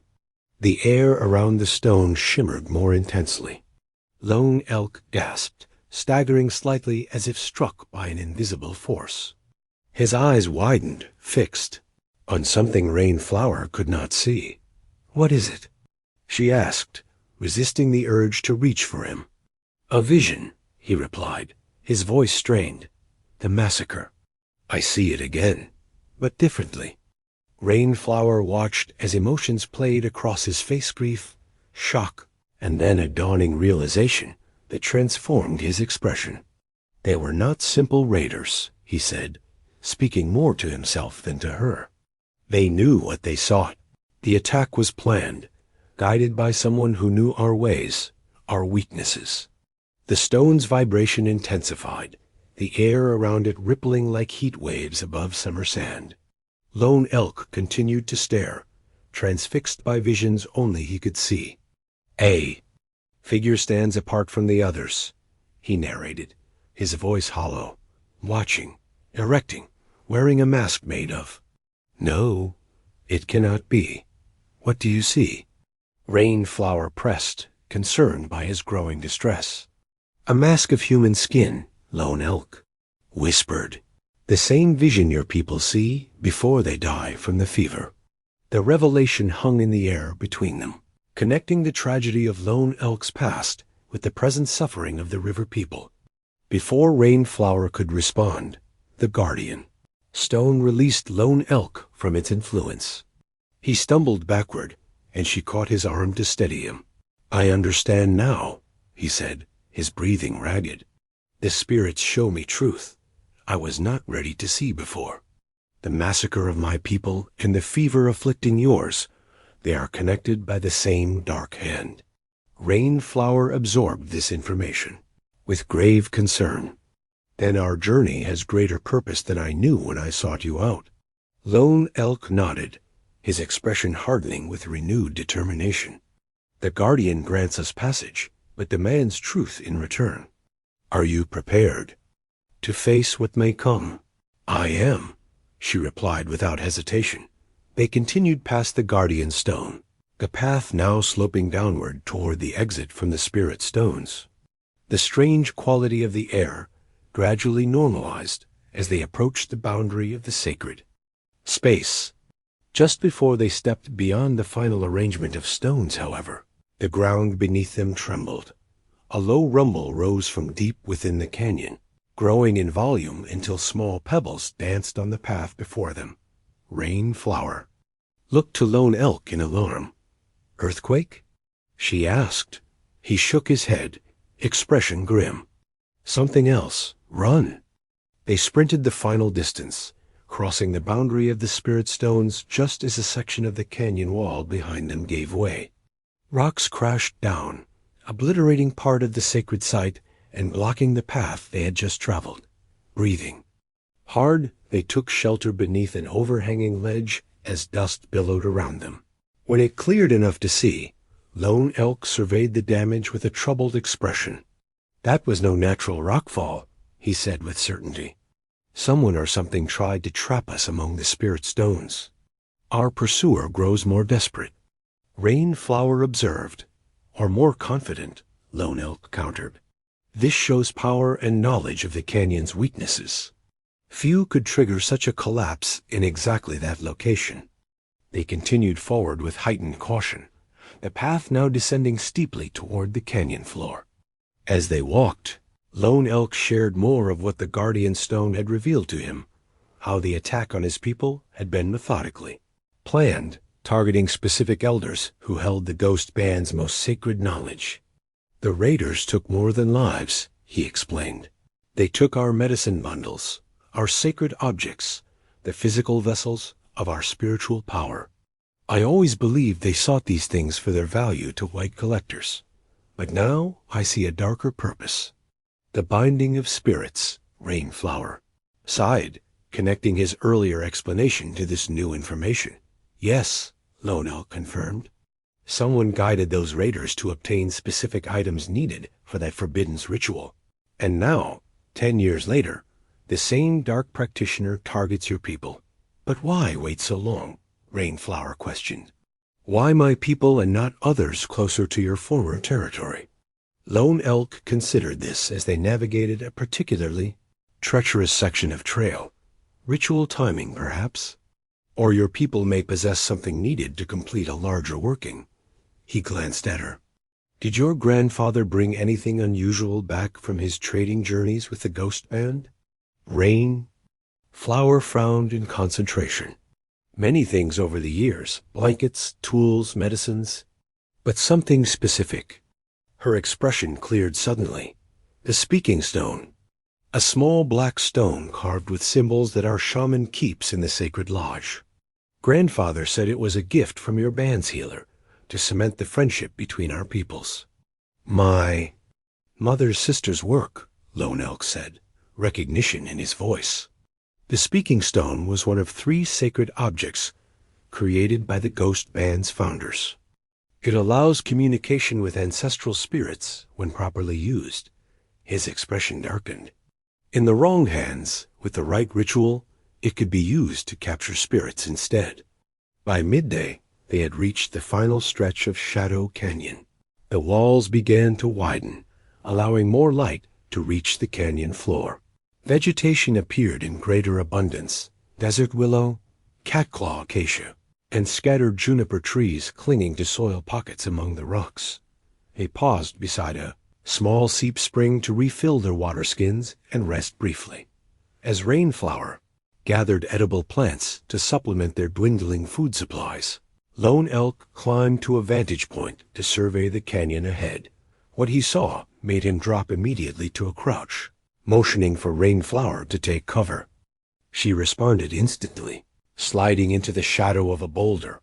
When Lone Elk made his way back to her side, his expression was grave.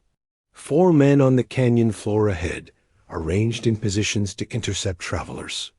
They wear the garb of the shadow band black headbands, faces painted with ash.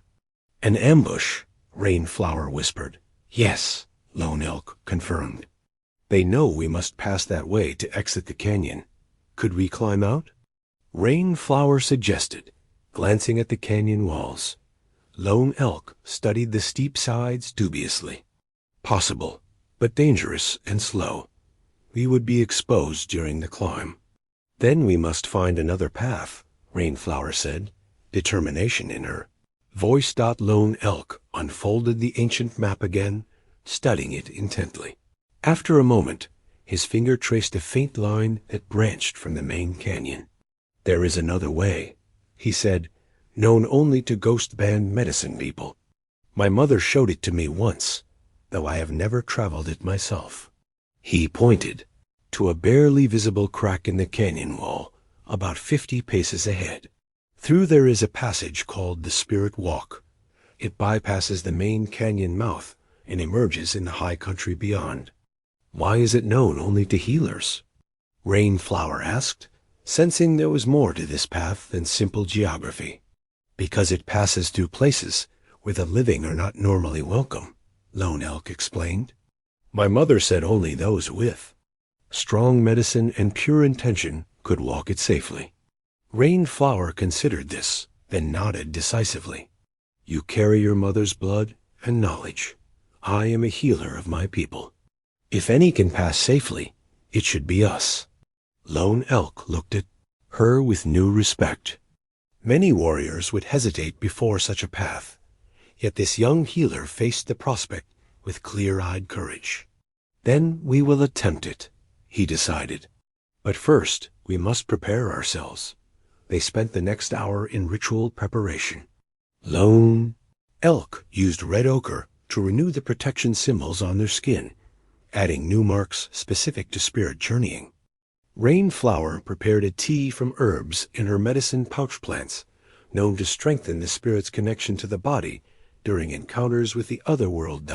As they drank the bitter tea, Lone Elk explained what little he knew of the spirit. Walk. The passage is narrow at first, then opens into a series of small chambers. Each chamber represents a challenge or test. My mother said the nature of these tests varies for each traveler, drawn from their own fears and unresolved conflicts. How do we pass these tests? Rainflower asked. With truth, Lone Elk replied simply. Deception or evasion will trap us there. We must face whatever appears with honesty and acceptance. Rainflower nodded solemnly. Then we must prepare our hearts as well as our bodies. They approached the narrow crack in the canyon wall cautiously, alert for any sign that their movement had been detected by the men waiting in ambush ahead. The opening was barely visible, a shadow among shadows. Easy to miss unless one knew exactly where to look. Lone Elk, the passage widened suddenly, opening into a roughly circular chamber, perhaps 10 paces across. Unlike the red sandstone of the main canyon, this space was formed of dark basalt that seemed to absorb the little light that filtered in from above. In the center of the chamber stood a circle of small stone figures, crude representations of human forms, each about the height of a hand. They were arranged in a pattern that seemed familiar to Lone Elk, though he couldn't immediately place why. The first challenge, he whispered, his voice echoing strangely in the enclosed space. As they stepped fully into the chamber, a soft glow emanated from the stone figures, casting long shadows across the walls. The air thickened with presence not hostile, but watchful, evaluating. Rainflower gasped softly. They look like people, she said, standing in formation. Lone Elk moved closer, studying the arrangement. Recognition dawned slowly, bringing with it a wave of grief so intense it nearly drove him to his knees. It is the ghost band, he said, his voice rough with emotion. Arranged as they were on the last night, before the massacre. Each figure represents one of my people. The stone figures glowed brighter as he named them, confirming his understanding. At the circle's edge stood a larger figure, separate from the others. And that is me, Lone Elk said, approaching it, standing guard on the night I failed them. The challenge became clear to him then. This chamber forced him to confront his deepest shame, his survival when all others perished, his perceived failure as their protector. Rainflower moved to stand beside him, her presence a silent support. What must you do? She asked gently. Lone Elk knelt before the stone figures, placing his hands on the cool ground. I must speak truth to them, he said, and to myself. He closed his eyes, gathering courage for what came next. When he spoke, his voice carried the weight of 10 years of solitary grief. My people, my family, my heart, he began. For 10 years I have carried the burden of your deaths and my survival. I have punished myself with solitude, believing I failed you as a warrior and leader. The stone figures glowed steadily, neither diminishing nor increasing in brightness. They were listening, I see now that I could not have prevented what happened, Lone Elk continued, the words painful but necessary.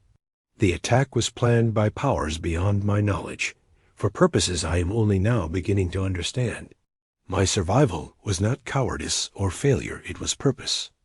As he spoke these words, acknowledging a truth he had denied for a decade, the stone figure representing him began to move. It stepped forward from its isolated position at the edge of the circle, rejoining the others.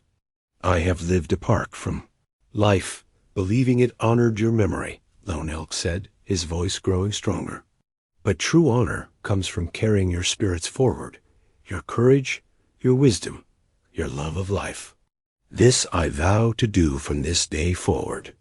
The stone figures began to glow with increasing intensity, their light shifting from pale white to a warm golden hue. One by one, they began to dissolve, transforming into motes of light that spiraled upward through a shaft in the chamber's ceiling. Lone Elk watched them go, tears streaming freely down his face for the first time since the massacre. Not tears of grief alone, but of release, the beginning of healing for a wound too long left open. When the last light had faded, the chamber seemed darker than before, but the heaviness in the air had lifted. A new opening had appeared in the far wall, beckoning them onward. Rainflower touched Lone Elk's shoulder gently. You honored them well, she said softly. He rose, feeling strangely lightened, despite the emotional intensity of the experience. That was my challenge, he said. Yours may lie ahead. Together they moved toward the new opening, continuing their journey through the spirit walk. Whatever tests remained, they would face them with the truth, the only currency accepted in the realm between worlds. The passage beyond the first chamber narrowed again, forcing them to walk single file through twisting corridors of dark stone. The air grew cooler and damper, carrying hints of mineral scents and something older, the musty perfume of earth, long undisturbed by human presence. Lone Elk led the way, one hand trailing along the wall to maintain his bearings in the diminishing light. Behind him, Rainflower followed closely, her breathing steady despite the oppressive closeness of their surroundings. The next chamber should be ahead, Lone Elk said, his voice hushed yet carrying clearly in the confined space. My mother spoke of 3 challenges on the spirit walk. Did she say what form they might take? Rainflower asked. Only that they reflect what each traveler most needs to face, he replied. For me, it was my guilt over surviving when my people perished. For you, ... He left the thought unfinished, understanding that her challenge would be personal, and perhaps not for him to know beforehand. The passage widened gradually, the ceiling rising until they could stand upright without stooping. Light appeared ahead, not the warm glow of sunlight, but a cooler, bluer illumination that seemed to emanate from the walls themselves. They emerged into a second chamber, larger than the first and roughly oval in shape. Unlike the basalt walls of the previous space, this chamber was lined with crystalline formations that captured and refracted light in mesmerizing patterns. At its center lay a still pool of water, its surface mirror-smooth and black as night. The seeing pool, Lone Elk said with quiet reverence. My mother described this place. The waters show truths hidden from ordinary sight. Rainflower approached the pool cautiously, kneeling at its edge. Is this my challenge? I believe so, Lone Elk confirmed, remaining a respectful distance behind her. What you see is for you alone, unless you choose to share it. Rainflower nodded, then leaned forward to gaze into the dark waters. For several heartbeats, nothing happened. Then, slowly, the surface of the pool began to ripple, though no wind disturbed the chamber's still air. Colors swirled beneath the surface, blues, greens, and purples mixing and separating in hypnotic patterns.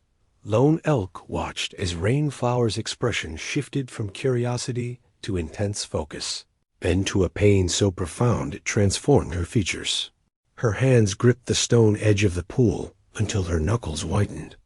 Whatever vision the water showed her was clearly not gentle. Minutes passed in silence, broken only by Rainflower's increasingly ragged breathing.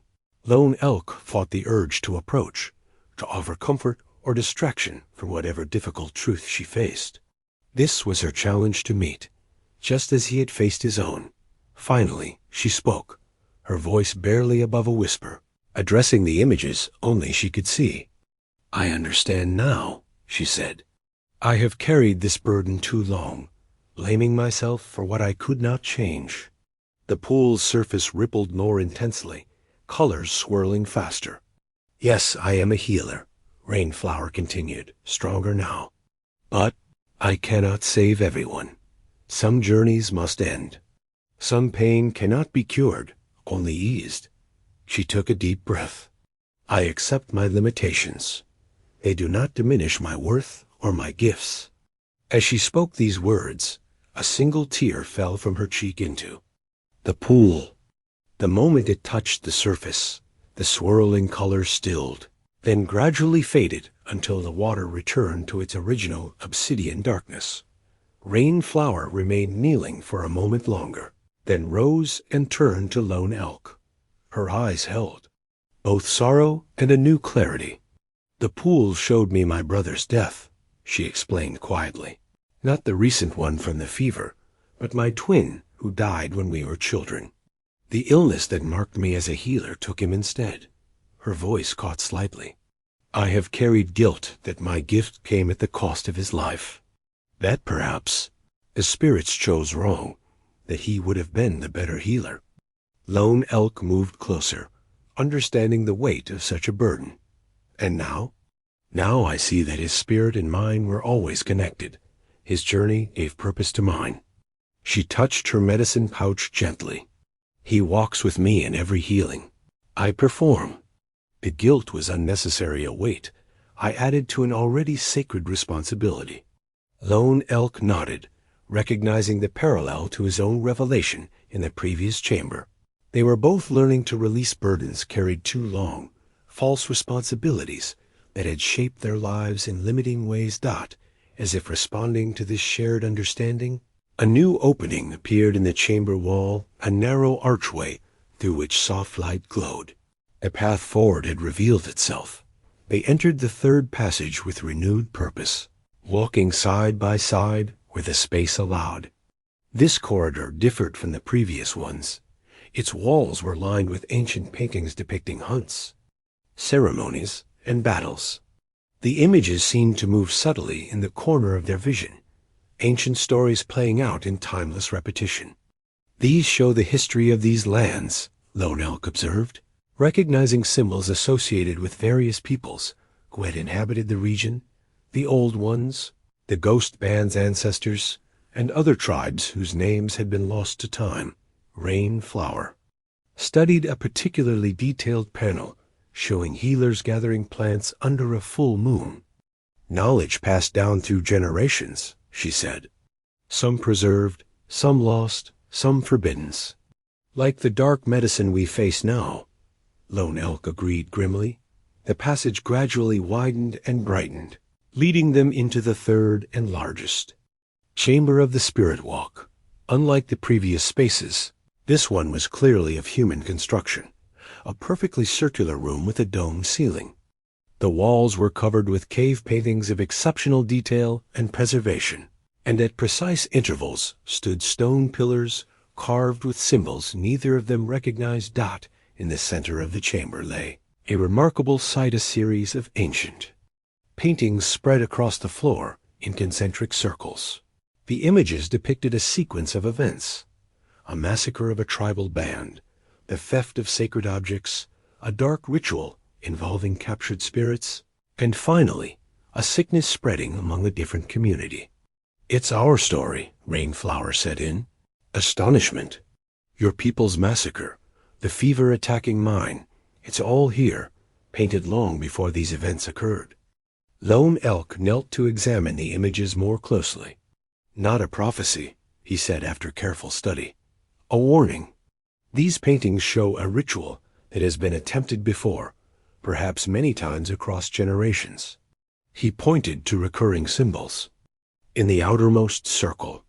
These are time markers. The ritual follows celestial alignments that occur only once every few generations.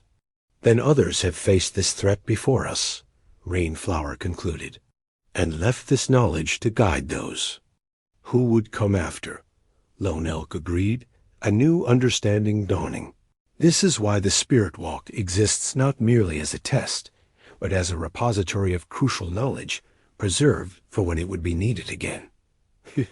They moved carefully around the painted floor, studying the detailed images. Near the center, they found what they sought, a series of panels showing how previous generations had countered the Forbidden's ritual and stopped the spreading sickness. These symbols, Rainflower said, pointing to a particular sequence, they show a countering ritual requiring 3 elements. The speaking stone my grandfather brought to our village, a medicine bundle of specific composition, and ... double quotes. She hesitated, looking at Lone Elk. Blood of the targeted peoples, he finished, reading the ancient symbols. Both Ghost Band and River People blood, freely given in sacrifice. The final panels showed healers from 2 different tribes, working together to perform a complex ceremony, using the combined elements to cleanse the sickness and release the captured spirits. This is why you survived, Rainflower said softly, and why I was drawn to find you. The ritual cannot be countered by either of our peoples alone. Lone Elk nodded slowly, the pieces falling into place. The massacre of my band wasn't just about obtaining sacred objects. It was about eliminating those who could counter the ritual when the proper alignment returned. His expression hardened. Whoever guides our pursuer planned this for years, perhaps decades. But they did not anticipate your survival, Rainflower pointed out, or that our people's connection would remain strong enough for me to seek you out. As they studied the floor paintings more carefully, Lone Elk noticed smaller details, previously overlooked images showing the specific composition of the medicine bundle needed for the countering ritual, the correct positioning of participants, the proper time alignment with sun and moon. We must remember all of this, he said urgently. Your shaman will need this knowledge. Rainflower removed a small leather pouch from her medicine bag. Inside were pieces of charcoal and a folded square of soft deerskin. With quick practice strokes, she began sketching the key images and symbols onto the hide. My father taught me to capture memories this way, she explained as she worked. I may not be a warrior, but I was trained to observe and record what could not be carried physically. Lone Elk watched with approval as her skilled hands reproduced the essential elements of the ritual images. While she worked, he continued examining the chamber, alert for any sign of the 3rd challenge his mother had mentioned in the far wall. He discovered a small alcove partially hidden behind one of the stone pillars. Inside lay a bundle wrapped in ancient, deteriorating leather. With careful hands, he lifted it out, sensing its significance immediately.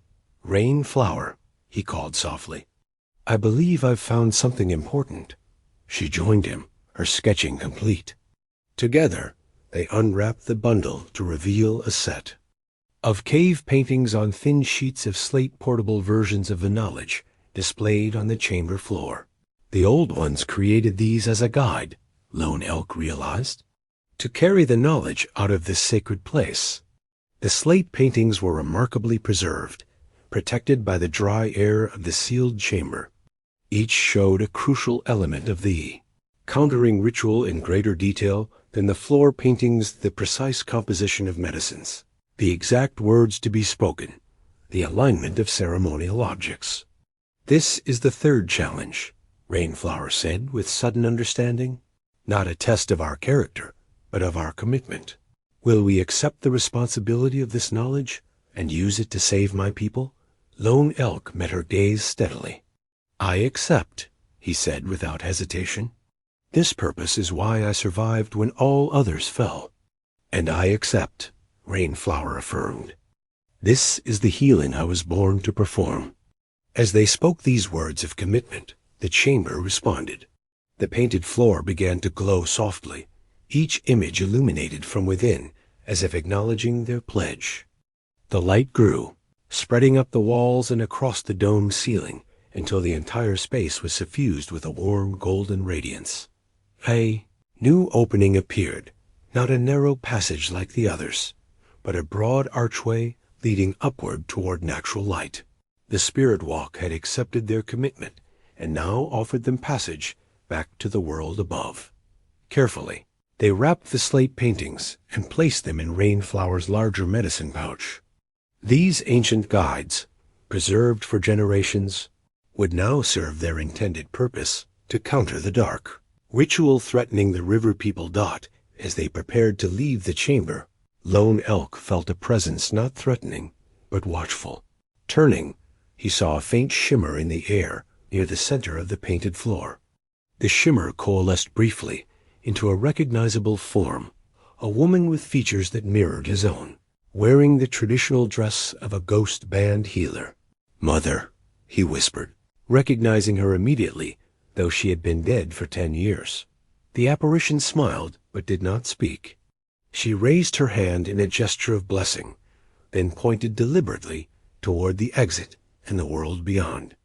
Her message was clear. The time for dwelling in the past was over. His path lay forward, alongside the young healer who had awakened him from a decade of solitary grief. The apparition faded as quickly as it had appeared, leaving only a lingering sense of peace and purpose. Lone Elk stood motionless for a moment, absorbing the gift of this brief connection. Rainflower, who had also witnessed the visitation, touched his arm gently. "Your mother blesses our journey." "Yes," he agreed, his voice rough with emotion, "and reminds me that the dead are never truly gone while we carry their wisdom forward." Together, they walked through the archway and began ascending a steep natural chimney in the rock. Sunlight filtered down from above, growing stronger with each step they took. After the supernatural atmosphere of the spirit walk chambers, the simple sensations of moving air and natural light felt both foreign and welcome. The climb was challenging, but not impossible, with natural handholds and ledges spaced conveniently along the way. As they neared the top, Lone Elk paused to listen, alert for any sign of their pursuers. Hearing nothing suspicious, he continued upward, emerging finally onto a high plateau overlooking the canyon lands they had traversed.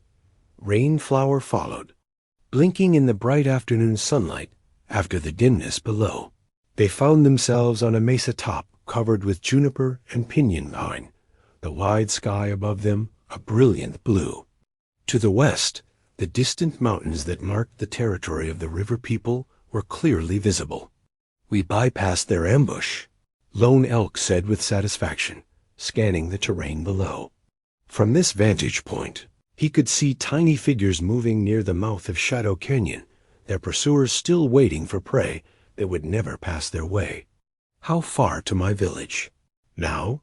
Rainflower asked, orienting herself to their new position. "A day and a half," Lone Elk estimated. "Less if we travel through the night." "My people may not have that long," she said, concern clouding her features. "The fever was spreading quickly when I left."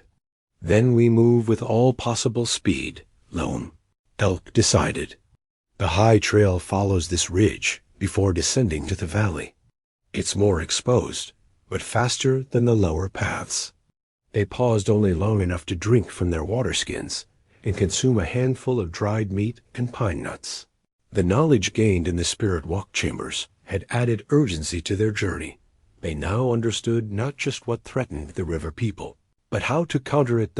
As they set off along the ridge trail, Lone Elk found himself watching Rainflower with new awareness. She moved with the same quiet determination she had shown since appearing at his door, but now he recognized the depth of strength behind her gentle exterior. She had faced her own demons in the seeing pool, just as he had confronted his, emerging with greater clarity and purpose. More than that, he understood now that their meeting had not been chance, but necessity, two halves of a countering force. against an ancient evil that threatened to consume both their peoples. The Ghost Band's massacre and the river people's fever were connected by design, and so too were the survivors meant to unite against their common enemy. With this understanding came a sense of rightness that Lone Elk had not experienced in a decade. His solitary vigil on Windy Mesa had not been meaningless, but neither had it been his final purpose. The vow he had made to honor his dead would be fulfilled not through isolation, but through action protecting the living who now faced the same threat that had destroyed his bandot as the sun began its descent toward the western mountains. They increased their pace, leaving Shadow Canyon and its mysteries behind. Ahead lay the river people's village and a confrontation with the dark practitioner who had orchestrated so much suffering. Armed with ancient knowledge and newfound clarity, they moved forward together, the last warrior of the Ghost Band and the healer of the river people, united by purpose stronger than the grief that had shaped both their lives. They traveled until dusk painted the western sky in brilliant hues of orange and purple. The high ridge trail offered faster progress than the canyon paths, but it also left them exposed.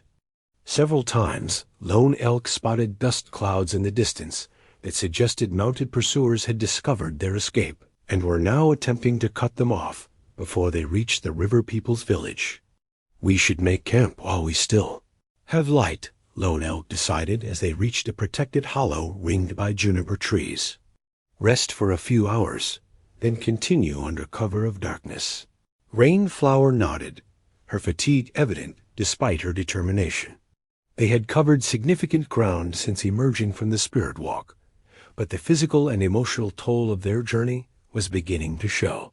Neither had slept properly for 2 days, and the spiritual challenges of the spirit walk had drained them further. They prepared a minimal camp, gathering pine boughs for sleeping pallets, but foregoing a fire that might reveal their position. As they shared the last of their dried meat and berries, Lone Elk studied the terrain ahead, planning their night journey. "There is a river crossing at Thunder Bend," he said, pointing to a distant curve in the silver thread of water visible in the valley below. "It's the only safe ford for many miles in either direction."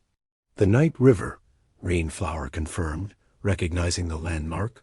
"The crossing is sacred to my people. We perform water blessings there before major journeys." "Then we will need to be cautious," Lone Elk warned.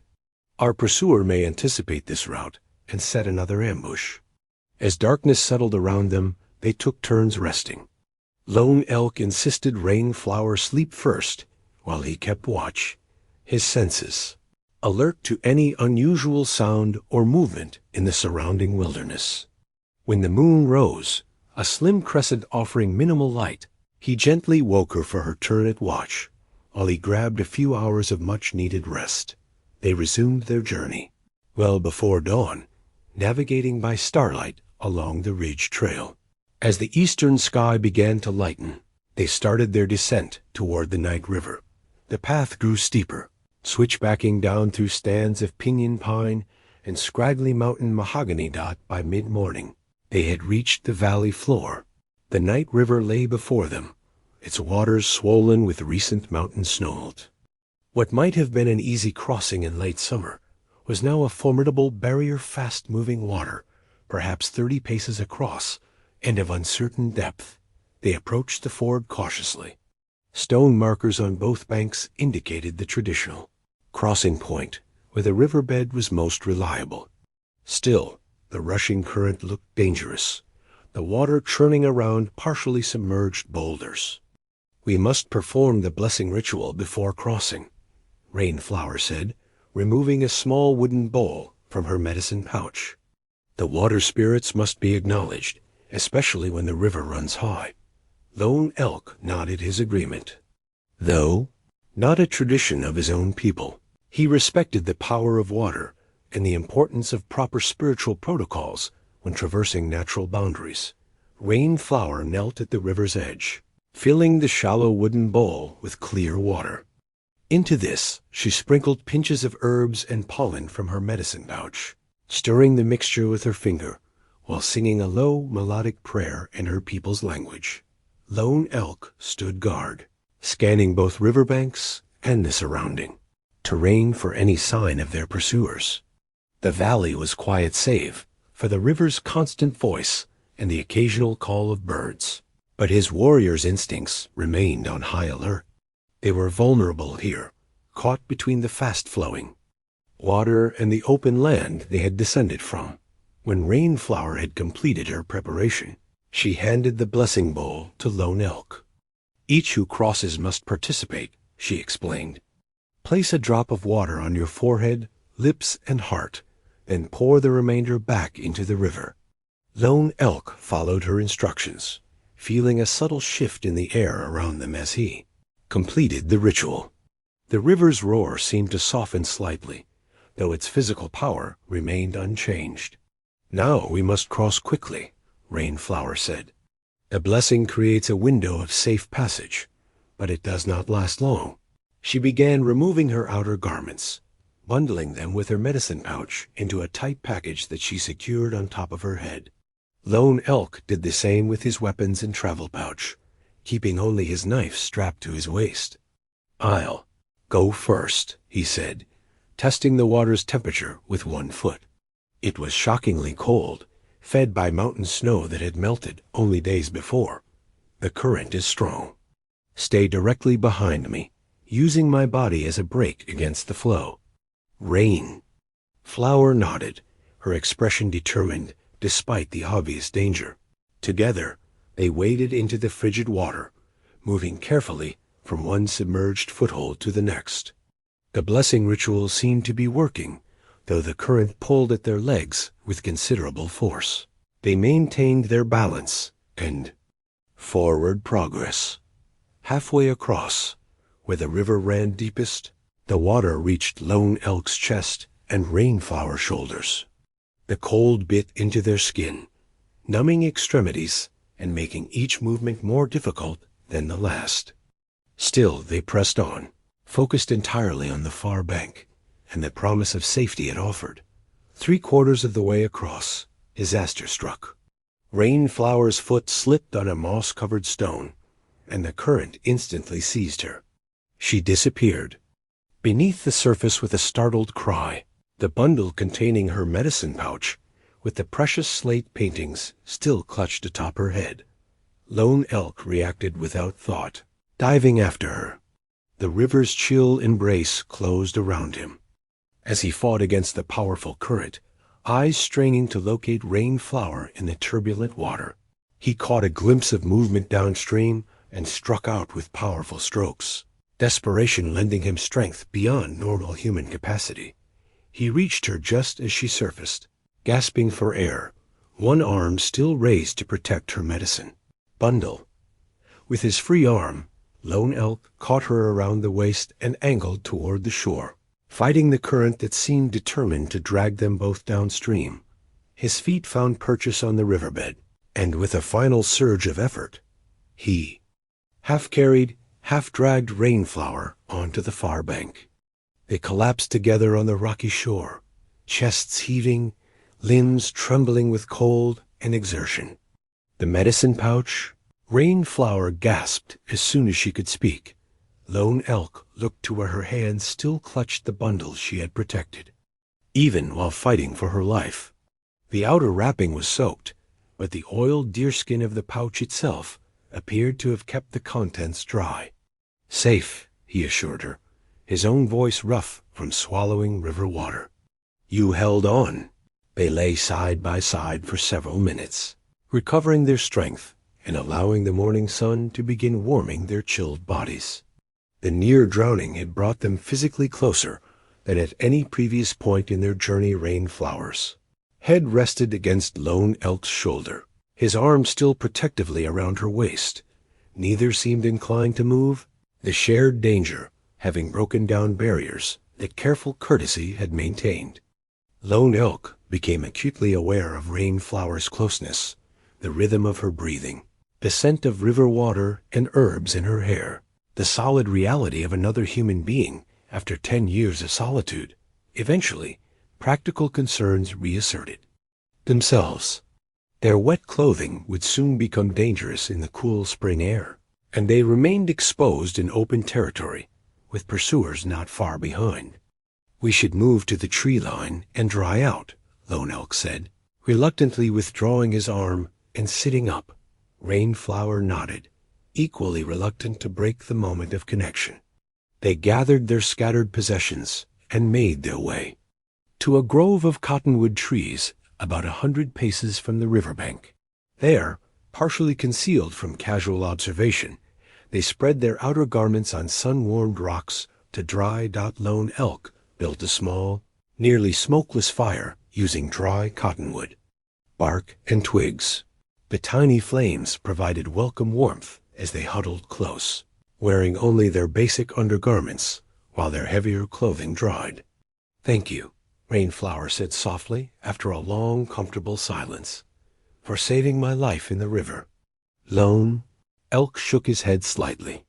"No thanks are needed between." He hesitated, uncertain how to define what they had become to each other. More than traveling companions, not quite friends in the ordinary sense. "Between those who walk the same path," he finished. Rainflower's eyes held his for a moment longer. "Than necessary, something unspoken passing between them." "Yes," she agreed, "the same path." As they waited for their clothing to dry, Rainflower opened her medicine pouch to check the contents. The slate paintings were indeed safe, their ancient images undamaged by the river crossing. She spread them carefully on a dry stone, examining each one with renewed interest now that they had time to study them properly. "These show the complete countering ritual," she explained, pointing to specific details. "The arrangement of participants, the medicines to be prepared, the songs to be sung." Lone Elk moved closer, studying the images alongside her. "This symbol here," he said, indicating a complex pattern on one of the slate pieces, "represents the speaking stone your grandfather brought to your village. It must be placed at the center of the ritual circle." "And here," Rainflower added, pointing to another image, "the combined blood-offering ghost band and river people together, freely given." The slate paintings confirmed what they had already understood, that countering the dark ritual responsible for the fever required elements from both their peoples, working in harmony. This was why the practitioner had targeted the ghost band. First, eliminating those who held the knowledge that could oppose him. "We should reach my village by nightfall," Rainflower said, gathering the slate paintings and returning them carefully to her pouch. "If we start now." Their clothing had dried enough to be wearable, though still damp in the heavier folds. They dressed quickly, checked their supplies, and extinguished the small fire with handfuls of sand. The remaining journey followed the night river upstream, toward the mountains that cradled the river people's valley. The terrain grew gradually more familiar to Rainflower, who now took the lead, showing Lone Elk game trails and shortcuts known to her people. As they walked, Lone Elk found himself watching Rainflower with growing admiration, despite the rigors of their journey and the near drowning in the river. She moved with unwavering determination, her focus entirely on reaching her people with the knowledge that might save them. Her strength was different from a warrior's, but no less real, the quiet endurance of one who heals rather than harms, who preserves rather than destroys. By late afternoon, they had entered territory that Rainflower knew intimately. The landscape changed. Subtly, carefully tended wild food plants grew in seemingly natural arrangements that Lone Elk recognized as deliberate cultivation. Stone markers appeared occasionally along the path, some decorated with symbols of the river people. "We are within the boundaries of my people's territory," Rainflower explained. "These markers honor the spirits of place and ask their blessing on travelers." Lone Elk noted how her steps quickened now, energized by proximity to home despite her physical exhaustion. His own feelings were more complex anticipation, mixed with apprehension at the prospect of entering a village, surrounded by people after so many years of isolation. As the sun began its descent toward the western horizon, they crested a small rise and looked down into a sheltered valley. There lay the river people's village, a cluster of perhaps 30 dwellings arranged in a circular pattern around a central plaza. The night river curved gently around the western edge of the settlement, providing water and protection. Even from a distance, Lone Elk could see that something was wrong. Many of the dwellings showed no signs of activity, no cook fires, no movement of inhabitants. Those that did have smoke rising from smoke holes seemed concentrated on one side of the village. Rain Flower's face reflected his own concern. The fever has spread further, she said quietly. Many households have fallen silent. They descended toward the village, moving more quickly now despite their fatigue. As they approached the outermost dwellings, a cry went up. They had been spotted. Several figures emerged from the central area, moving toward them with the wary caution of a people under siege by invisible enemies. Flower raised her arms in the traditional greeting of her people, calling out words of reassurance. The tension visibly eased among the approaching group, who now hurried forward with expressions of relief and welcome. That an elderly man reached them, first tall and straight-backed despite his years, with deep lines etched into his copper face, and long gray hair bound in a single braid. The ceremonial paint marks on his cheeks and forehead identified him as the village shaman. Grandfather, Rainflower greeted him with deep respect, though Lone Elk realized this was a title of position, rather than blood relation. You return when hope had begun to fade, the old man said, embracing her briefly. His sharp eyes moved to Lone Elk, assessing the stranger with the practiced gaze of one accustomed to reading people. And you bring one of the ghost band, as the vision foretold. Lone Elk met the shaman's gaze steadily, noting the wisdom and power evident in the old man's bearing. I am Lone Elk, last warrior of the ghost band, he introduced himself formally. I come to honor an old debt and to help counter the sickness that afflicts your people. The shaman nodded slowly, as if confirming something already known. I am Stone Speaker, keeper of the river people's medicine ways, he replied with equal formality. Your coming was shown to me in smoke visions 3 nights past. More villagers had gathered now, forming a loose circle around the new arrivals. Lone Elk noted their haggard appearance, faces drawn with worry and fatigue, eyes haunted by too much death. These were a people under siege, fighting an enemy they could neither see nor understand.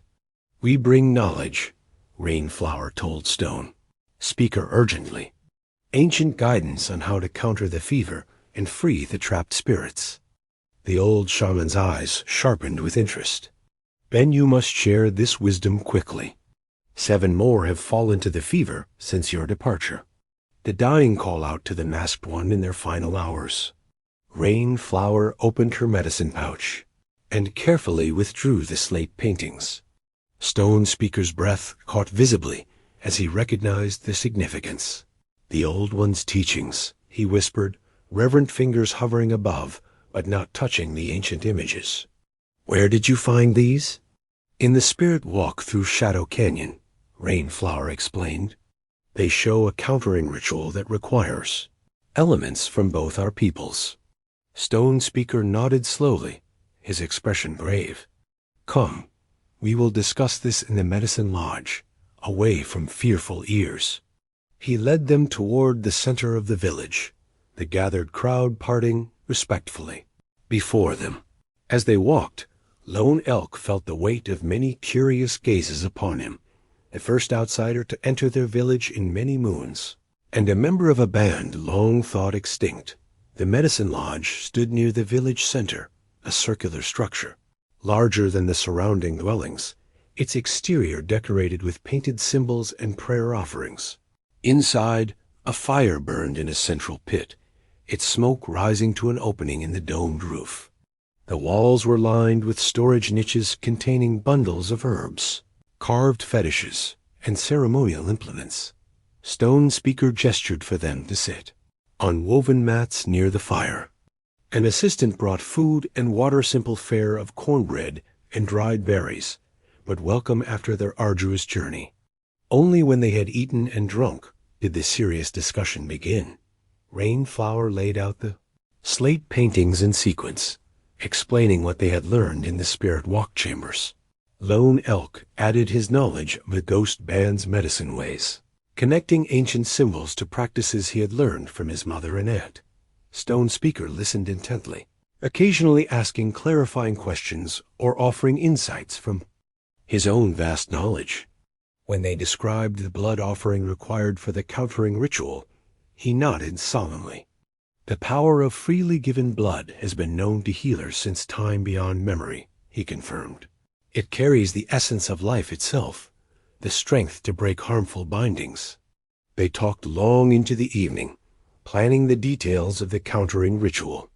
It would require preparation-specific medicines to be gathered and prepared, a ritual space to be cleansed and marked according to the ancient patterns.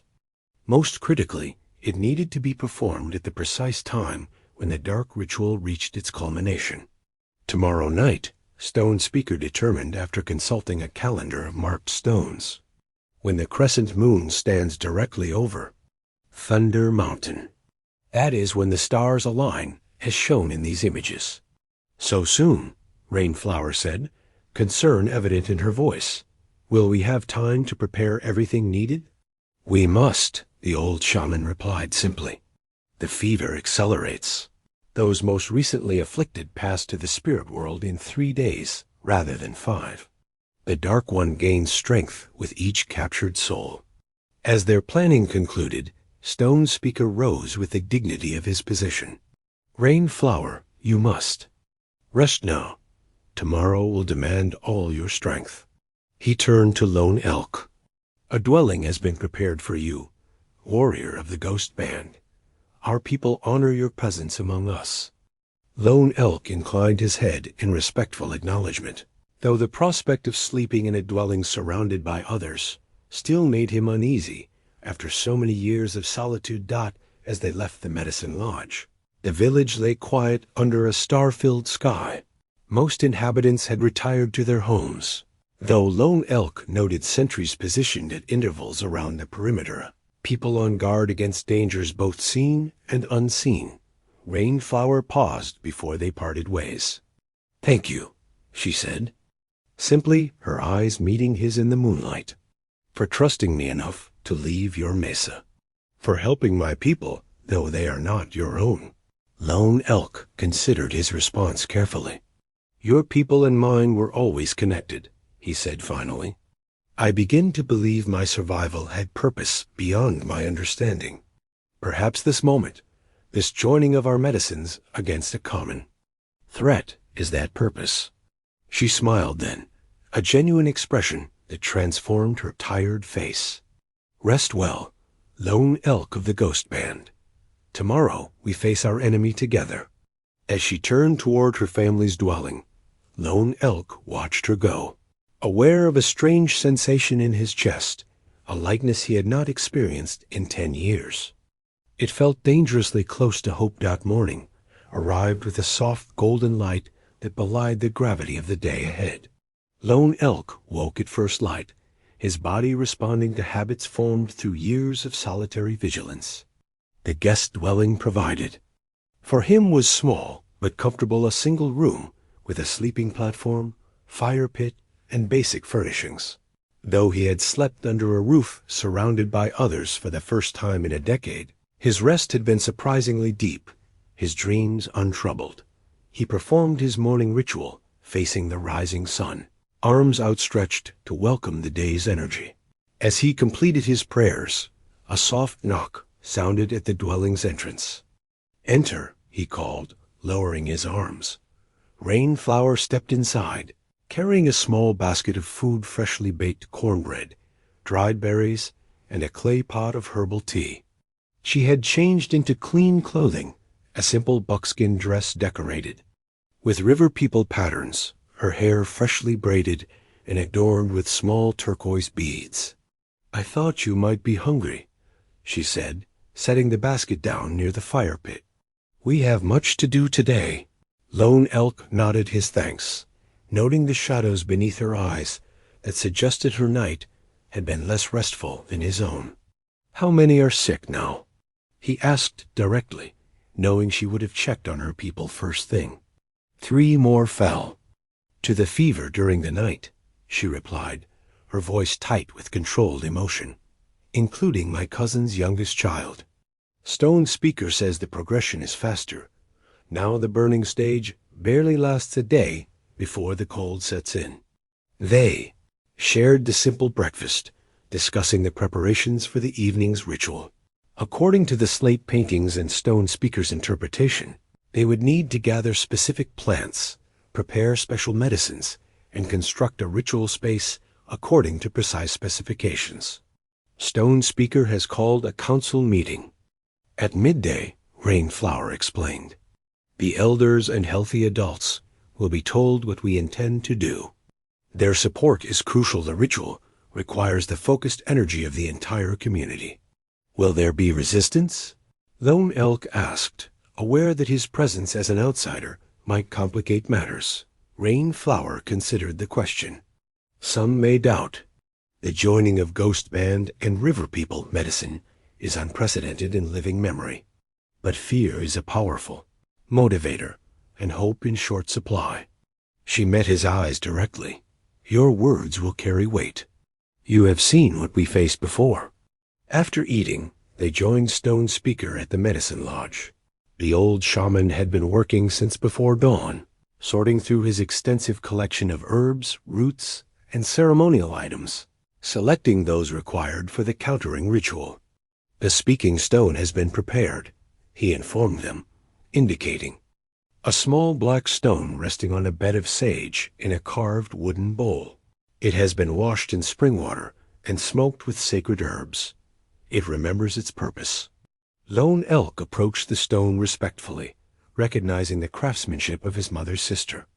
The speaking stone was oval, about the size of a man's palm, polished to a high sheen with symbols etched into its surface spirals, zigzags, and handprints arranged in a pattern that formed a face when viewed from certain angles. "May I?" he asked, hands hovering above, but not touching the sacred object. Stone Speaker nodded permission. Lone Elk carefully lifted the speaking stone, feeling an immediate connection, a subtle vibration that seemed to pass from the stone into his fingertips and up his arms. This was genuine Ghost Band medicine, imbued with the spiritual power of his ancestors. "It recognizes your bloodline," Stone Speaker observed with satisfaction. "This is good. The stone will respond more strongly to your voice during the ritual." They spent the morning preparing medicines according to the instructions from the slate paintings. Some ingredients were familiar to Lone Elk from his mother's teachings. Others were unique to the river people's pharmacopoeia. The combination created medicines unlike any he had worked with before, powerful blends designed specifically to counter soul binding and release captured spirits. Rainflower moved with practiced efficiency, her hands quick and sure as she measured, ground, and mixed various substances. Lone Elk assisted where needed, following her instructions and adding Ghost Band elements at appropriate moments. Their working rhythm became almost musical, a seamless cooperation that required few words. As they worked, Rainflower shared more about her journey to becoming a healer. "I was not yet 7 summers when the illness came," she began, grinding juniper berries with a stone mortar and pestle. "My twin brother and I both fell sick on the same day.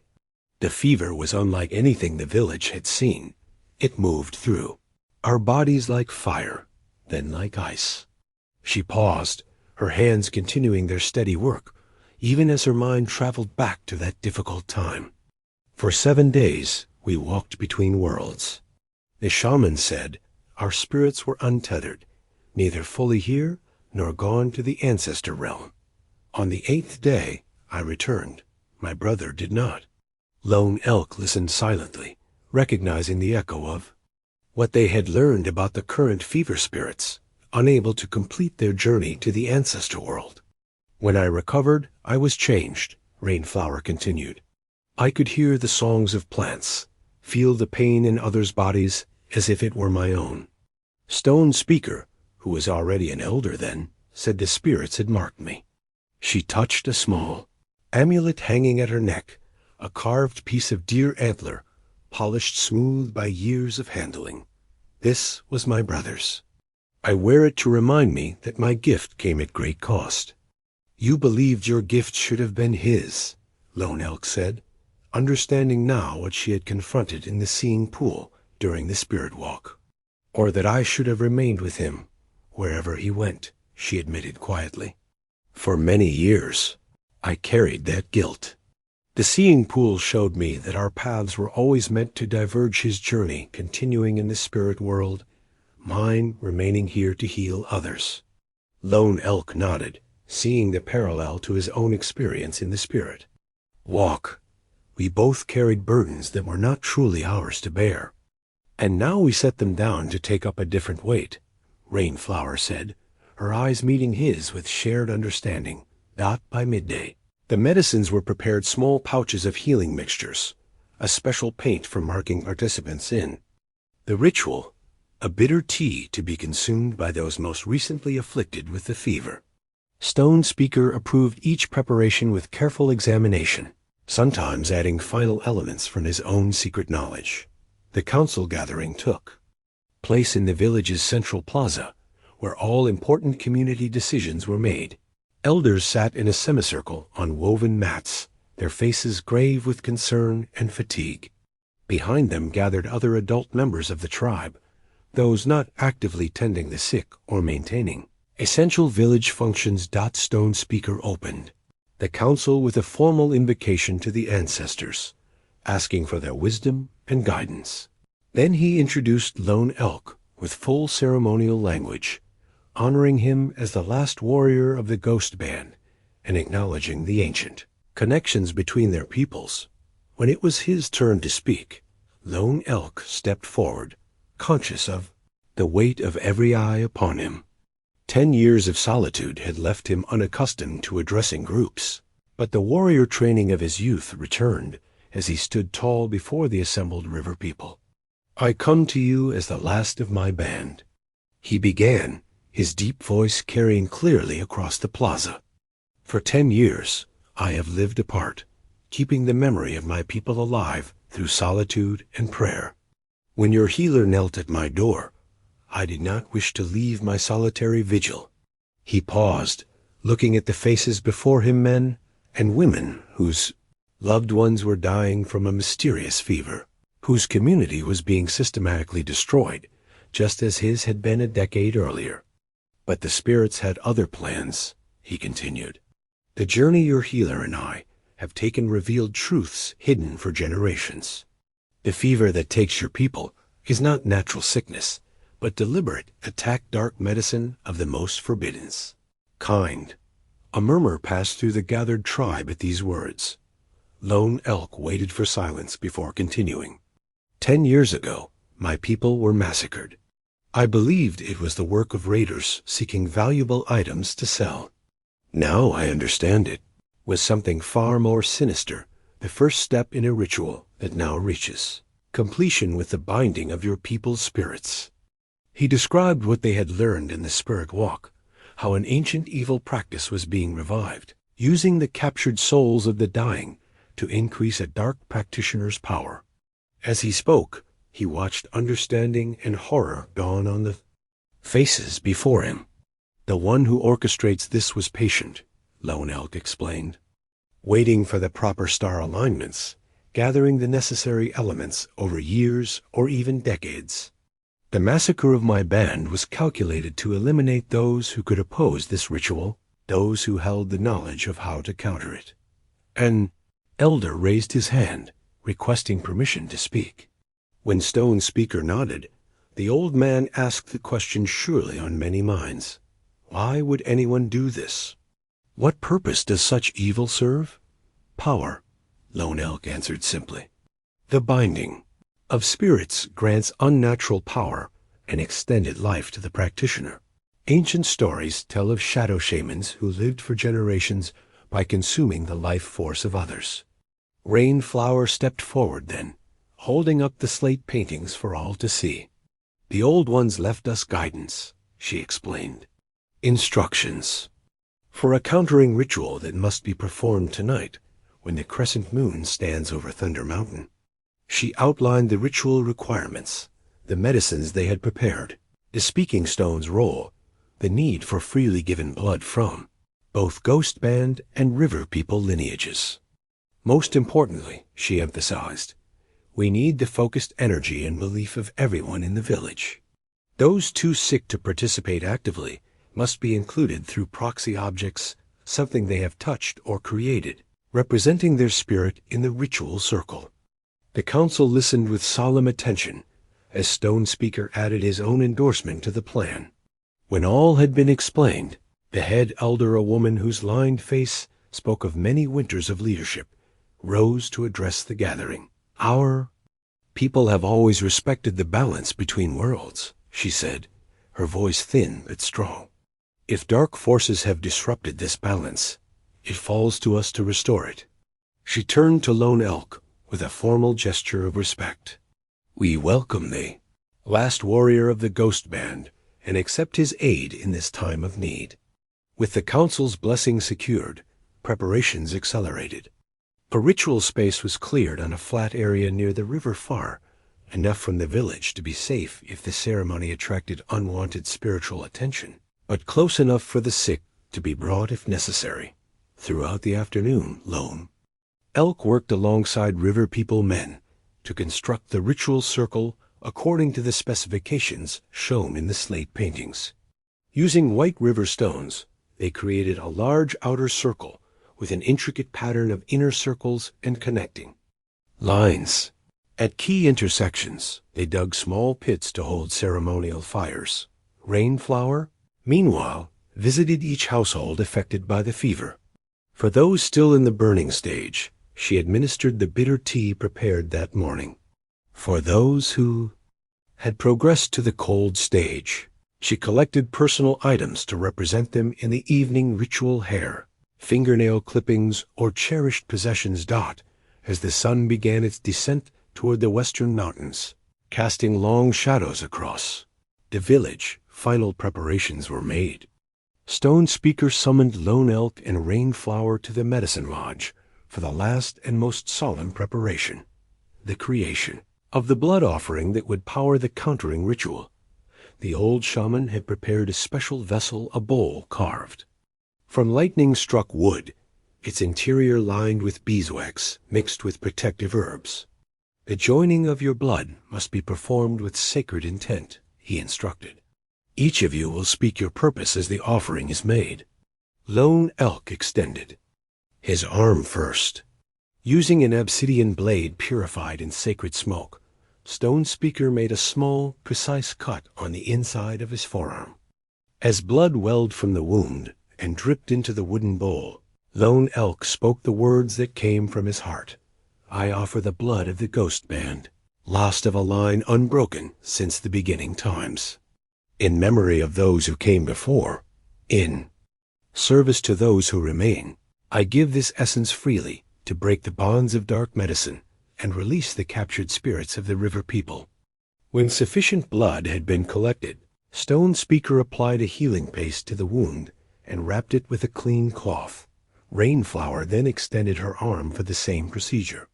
As her blood joined Lone Elk's in the sacred vessel, she spoke her own words of purpose. "I offer the blood of the river people, healer marked by the spirits. For those who suffer, for those lost between worlds, I give this essence freely to counter the binding ritual and restore the proper flow between life and afterlife." Stone Speaker sealed her wound as well, then carefully mixed the combined blood with a cedar twig, adding 7 drops of an oil infused with protective herbs.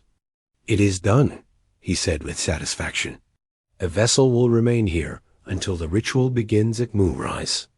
As they left the medicine lodge, the village was alive with purposeful activity. Every able-bodied person had a role in the upcoming ceremony, tending the sacred fires, drumming, singing, or simply lending their focused intention to the work. Those with young children were preparing them for the night's events.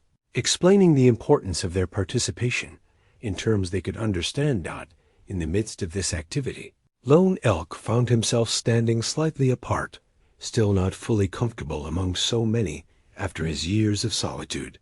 Rainflower noticed his isolation and approached, carrying a small bundle wrapped in soft leather. "For you," she said, offering him the package.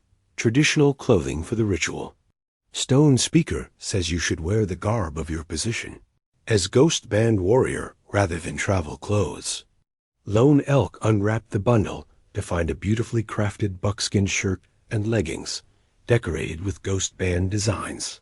The craftsmanship was exceptional, the materials of the highest quality. "These belong to Swift River," Rainflower explained. "He received them as a gift from your people many years ago and kept them in honor of that friendship. The designs mark the wearer as one worthy of respect among the ghost band." Touched by the gesture, Lone Elk ran his fingers over the intricate beadwork. "I will wear them with honor," he said, his voice rough with emotion, "and return them when our work is complete." "Keep them," Rainflower said simply. "They have waited for their proper owner." As she turned to leave, Lone Elk found himself reaching out to catch her hand. The gesture surprised them both. He had initiated physical contact rarely since their journey began. "Rainflower," he said, suddenly uncertain of the words he wished to speak. "If we succeed tonight—" She waited, her hand warm in his, her eyes questioning. "If we succeed," he tried again, "what happens after?" The question hung between them, layered with meanings neither was quite ready to articulate. Would he return to his solitary messa? Would she resume her life among her people? Had their paths joined temporarily or permanently? "I don't know," she answered honestly. "Perhaps that is for the spirits to reveal when our current task is complete."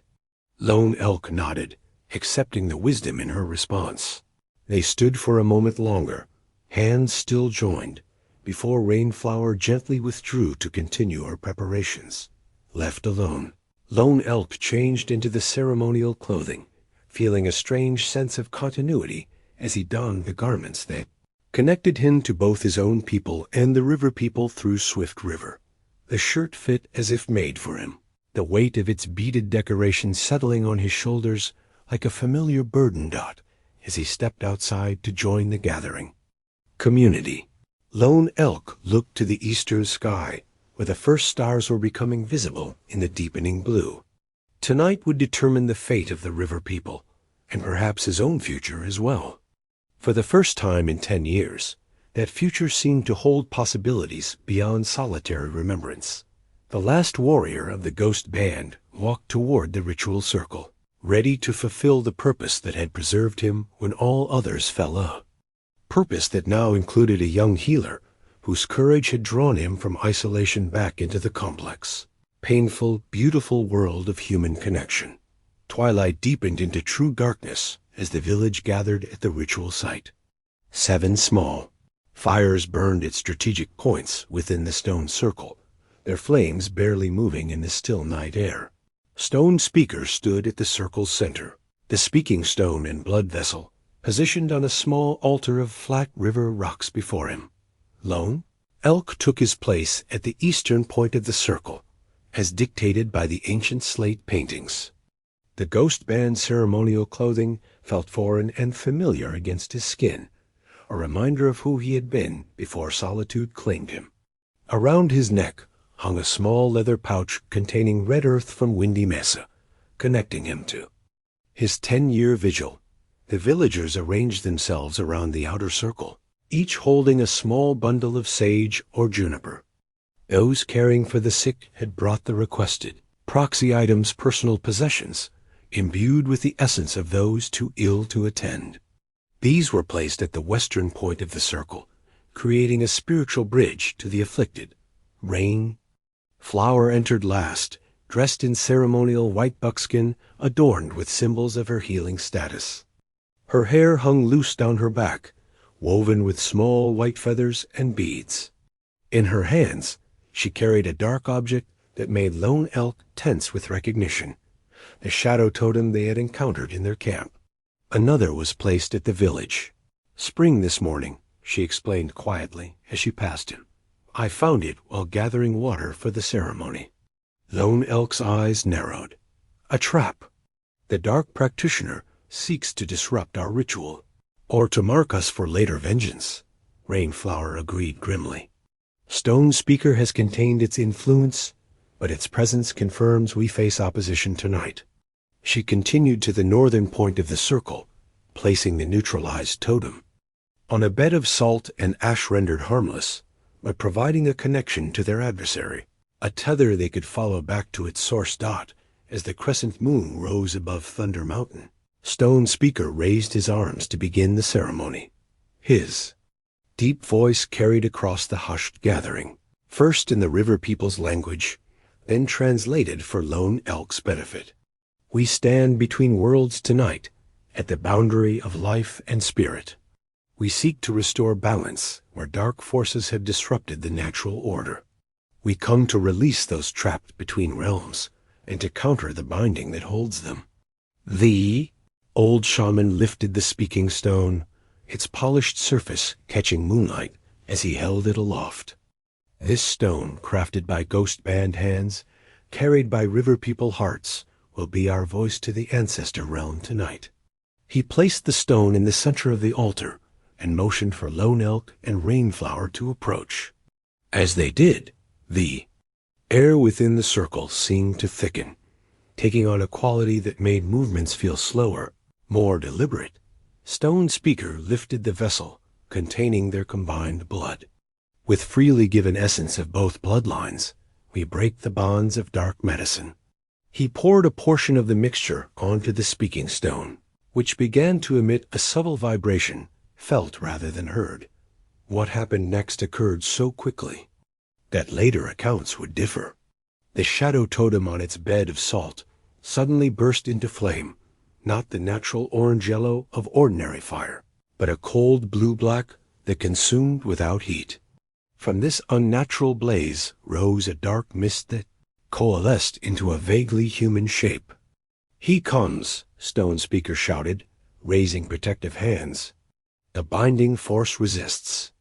The shadow figure lunged toward the altar, but Lone Elk was faster.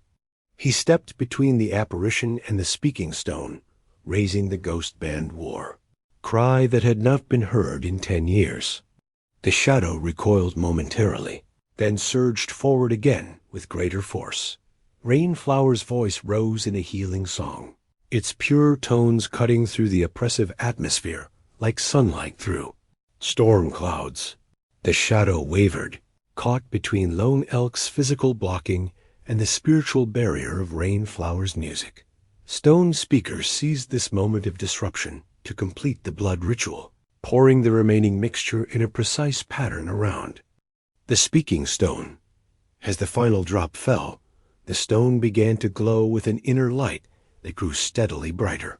The shadow shrieked, sound like wind through a mountain pass, and lunged once more, this time directly at Rainflower.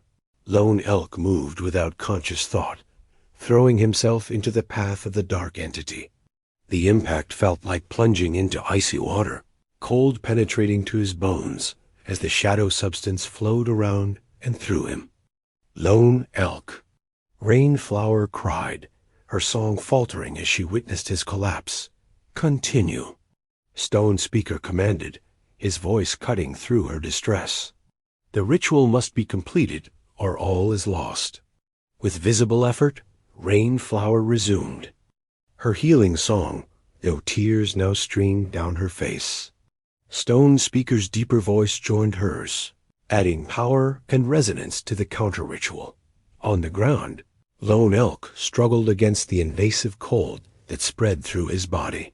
The shadow had entered him, seeking a vessel to replace the totem destroyed by the ritual. He felt consciousness slipping away, darkness closing in from the edges of his vision.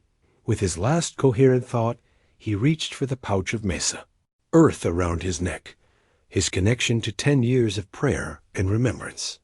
As his fingers closed around it, warmth bloomed in his palm, Pushing back against the deadly cold of the shadow entity, Lone Elk floated in darkness, untethered from Fen.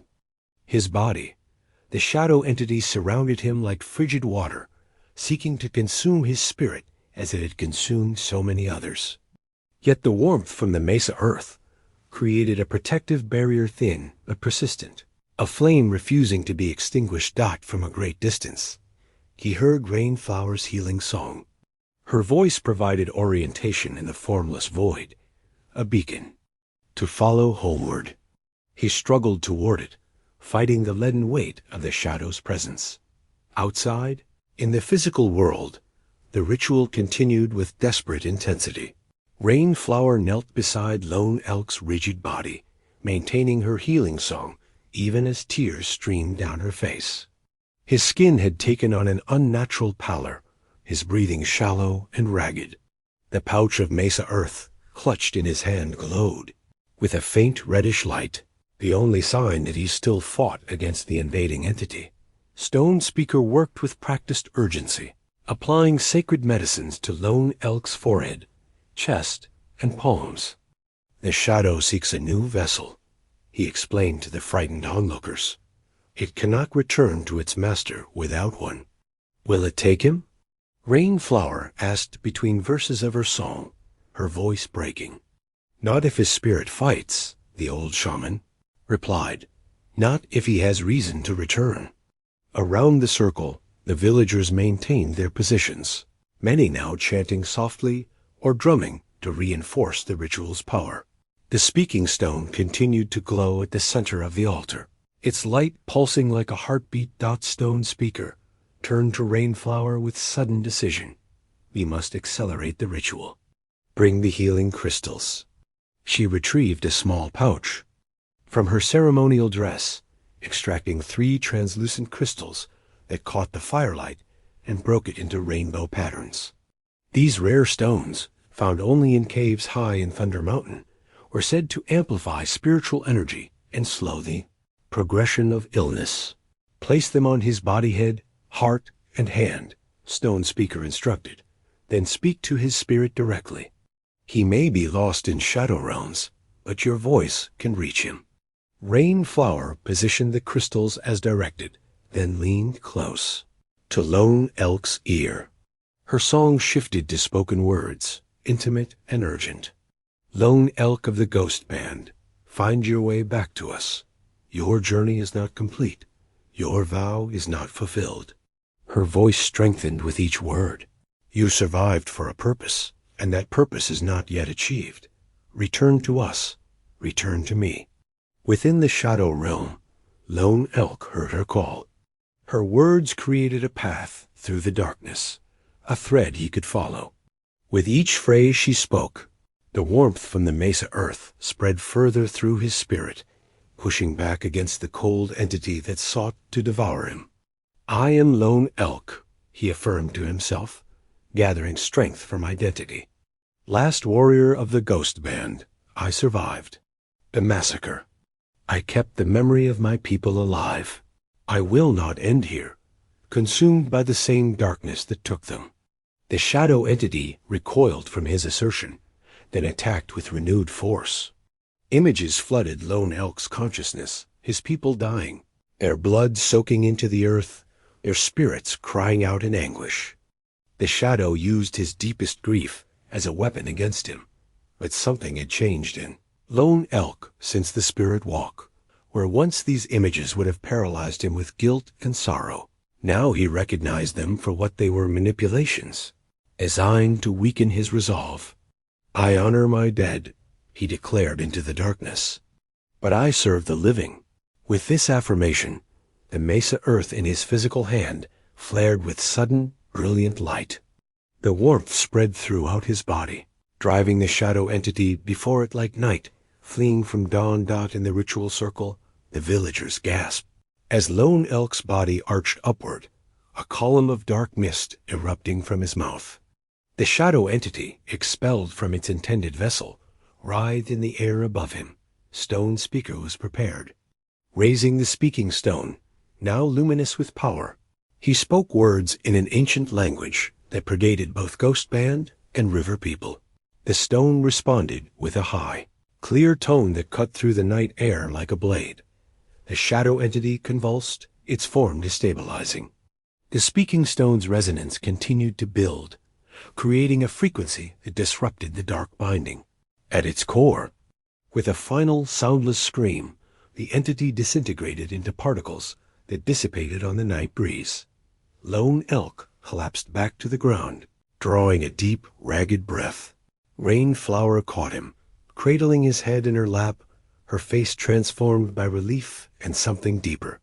"You returned," she whispered, brushing sweat-soaked hair from his forehead. "I heard you calling," he replied weakly. "I followed your voice home." Stone Speaker approached, the speaking stone still glowing in his hands. "The binding is broken," he announced. "But our work is not complete. The dark practitioner will feel the destruction of his projection. He will know we have countered his ritual, and he will come himself," Lone Elk said with certainty, struggling to sit up despite Rainflower's protests. "We have not defeated him, only his shadow. Rest now," Stone Speaker instructed. "The final confrontation will come soon enough, and you will need your strength." As the village erupted in cautious celebration around them, Lone Elk reached for Rainflower's hand. "Thank you," he said simply, "for bringing me back." She entwined her fingers with his, the gesture speaking volumes that words could not yet express. "Always," she promised. "Whenever you are lost, I will find you." Dawn broke over the river people's village with a sense of cautious hope. Throughout the night, reports had come from households with fever victims. The burning had subsided, the unnatural cold retreated. Those in the earliest stages of illness were already showing signs of recovery, their spirits reconnecting with their bodies as the binding ritual's effects unraveled. Prayer flags hung throughout the village, strips of colored cloth bearing symbols of protection and healing, placed by families seeking spiritual aid for their loved ones. The gentle morning breeze set them fluttering, creating a visual symphony of movement and color against the adobe dwellings. Lone Elk stood at the edge of the village, watching the rising sun paint the eastern mountains gold. Though physically weakened by his battle with the shadow entity, he had insisted on taking a guard position at first light. His warrior's instincts told him danger still approached. The dark practitioner would not accept defeat without retaliation. Stone Speaker joined him, the old man's movements deliberate, but showing no sign of fatigue despite the night's exertions. "The fever continues to release its hold," he reported. "Even those furthest along have shown improvement. Their spirits are returning." "Good." Lone Elk nodded. "And the speaking stone?" "Resting," the shaman replied with a slight smile, as if speaking of a living being. "Its power was greatly diminished by the counter-ritual. It will need time to regain its strength." They stood in companionable silence for a moment, both scanning the surrounding landscape with experienced eyes. The village occupied a defensible position, bordered by the river on one side and gentle slopes leading to higher ground on others. But both men knew that the coming threat was not merely physical. "You should rest as well," Stone Speaker finally said. "The shadow's touch has weakened you more than you admit." Lone Elk did not deny it. His encounter with the entity had left him drained, his spirit bruised from the battle. Yet rest seemed impossible with the sense of approaching danger prickling at his awareness. "Rainflower is asking for you," the old shaman added, his weathered face revealing nothing of his thoughts on the growing connection between the two. This information changed Lone Elk's calculations. With a nod of acknowledgement to Stone Speaker, he turned back toward the village center dot. He found Rainflower at the Healing Lodge, a structure similar to, but smaller than the Medicine Lodge, dedicated specifically to treating the sick. Inside, several villagers lay on sleeping pallets, attended by family members who applied cool cloths to foreheads and offered sips of herbal tea. Rainflower moved among them, checking symptoms and offering encouragement. though clearly exhausted. She maintained a calm, reassuring presence that visibly comforted both patients and caregivers. When she saw Lone Elk at the entrance, her face brightened momentarily before concern returned. "You should be resting," she scolded gently, approaching him. "As should you," he countered, noting the shadows beneath her eyes. She led him outside, where they could speak privately. "The healing progresses faster than I dared hope," she reported. "Even my little brother shows signs of improvement. His spirit is finding its way back." "The counter-ritual worked," Lone Elk confirmed. "But the danger is not past." Rainflower nodded soberly. "Stone Speaker says the dark practitioner will come himself now, that we have forced his hand."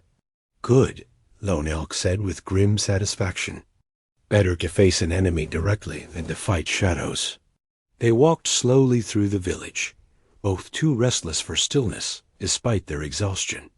Villagers nodded respectfully as they passed, many offering words of gratitude to Lone Elk for his role in the ritual. He accepted their thanks awkwardly, uncomfortable with recognition after so many years of solitude. Near the central plaza, they encountered a group of children playing a game with painted stones. The sight stopped Lone Elk short. Their innocent laughter and carefree movements, a stark reminder of what had been at stake, what was still threatened. "This is what we protect," Rainflower said softly, following his gaze. "Not just lives, but the living of those lives." Lone Elk nodded, something long frozen within him, continuing to thaw at the simple truth of her words. For 10 years he had honored the dead. Now he found himself equally committed to the living. Their quiet moment was interrupted by a shout from the village perimeter. A young scout ran toward them, his expression urgent. "A stranger approaches from the east," he reported, breathlessly. "An old man walking alone. He carries a staff topped with ... The youth hesitated, his face reflecting confusion and fear. "Topped with what looks like a human hand." Rainflower gasped softly. Lone Elk's expression hardened into the warrior mask he had not worn in a decade. "Gather the elders," he instructed the scout. "Tell Stone Speaker the Shadow Walker comes." As the youth hurried to obey, Rainflower turned to Lone Elk. Could it be him, after all this time? The one who orchestrated my people's massacre and your village's sickness? Lone Elk's voice was cold with controlled rage. "Yes, the timing is too perfect to be coincidence." Stone Speaker arrived quickly, bringing the village's war chief and 2 other elders. "A man with a staff bearing a preserved hand," the old shaman confirmed grimly, "an unmistakable sign of the darkest medicine." "What do we do?" the war chief asked, hand already moving to the knife at his belt. "We meet him," Lone Elk said with quiet authority. "But not here, not among your people where he might do further harm." He pointed to a flat area beyond the village boundary. "There, where we can see him approach from all sides." Stone Speaker nodded approval. "A wise choice. Who should go?" "Myself," Lone Elk said immediately. "And you, Stone Speaker, as the village's spiritual protector." "And me," Rainflower added firmly. The ritual required elements from both our peoples. So too must this confrontation. Though visibly reluctant, Lone Elk did not argue. He had learned enough about Rainflower's determination to know she would not be dissuaded. Instead, he turned to the war chief. "Keep your warriors ready, but hidden. If this goes poorly, protect your people at all costs." As they prepared to meet the approaching threat, villagers gathered in doorways and along pathways, their faces reflecting the fear and hope of a community that had already endured too much suffering.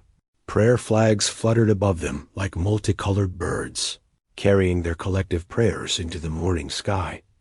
They waited in silence on the flat ground beyond the village, 3 figures standing firm against the approaching threat. Stone Speaker had brought the speaking stone, now restored to its normal appearance, but still holding power from the night's ritual. Rainflower carried her medicine pouch and flute, tools of healing that might be needed in unexpected ways. Lone Elk stood slightly ahead of them, bow in hand, arrows ready at his side. The stranger approached unhurriedly, a solitary figure, moving with the deliberate pace of someone who fears no challenge. As he drew closer, details became visible. An old man, perhaps 70 winters, with a face deeply seamed by time and harsh elements.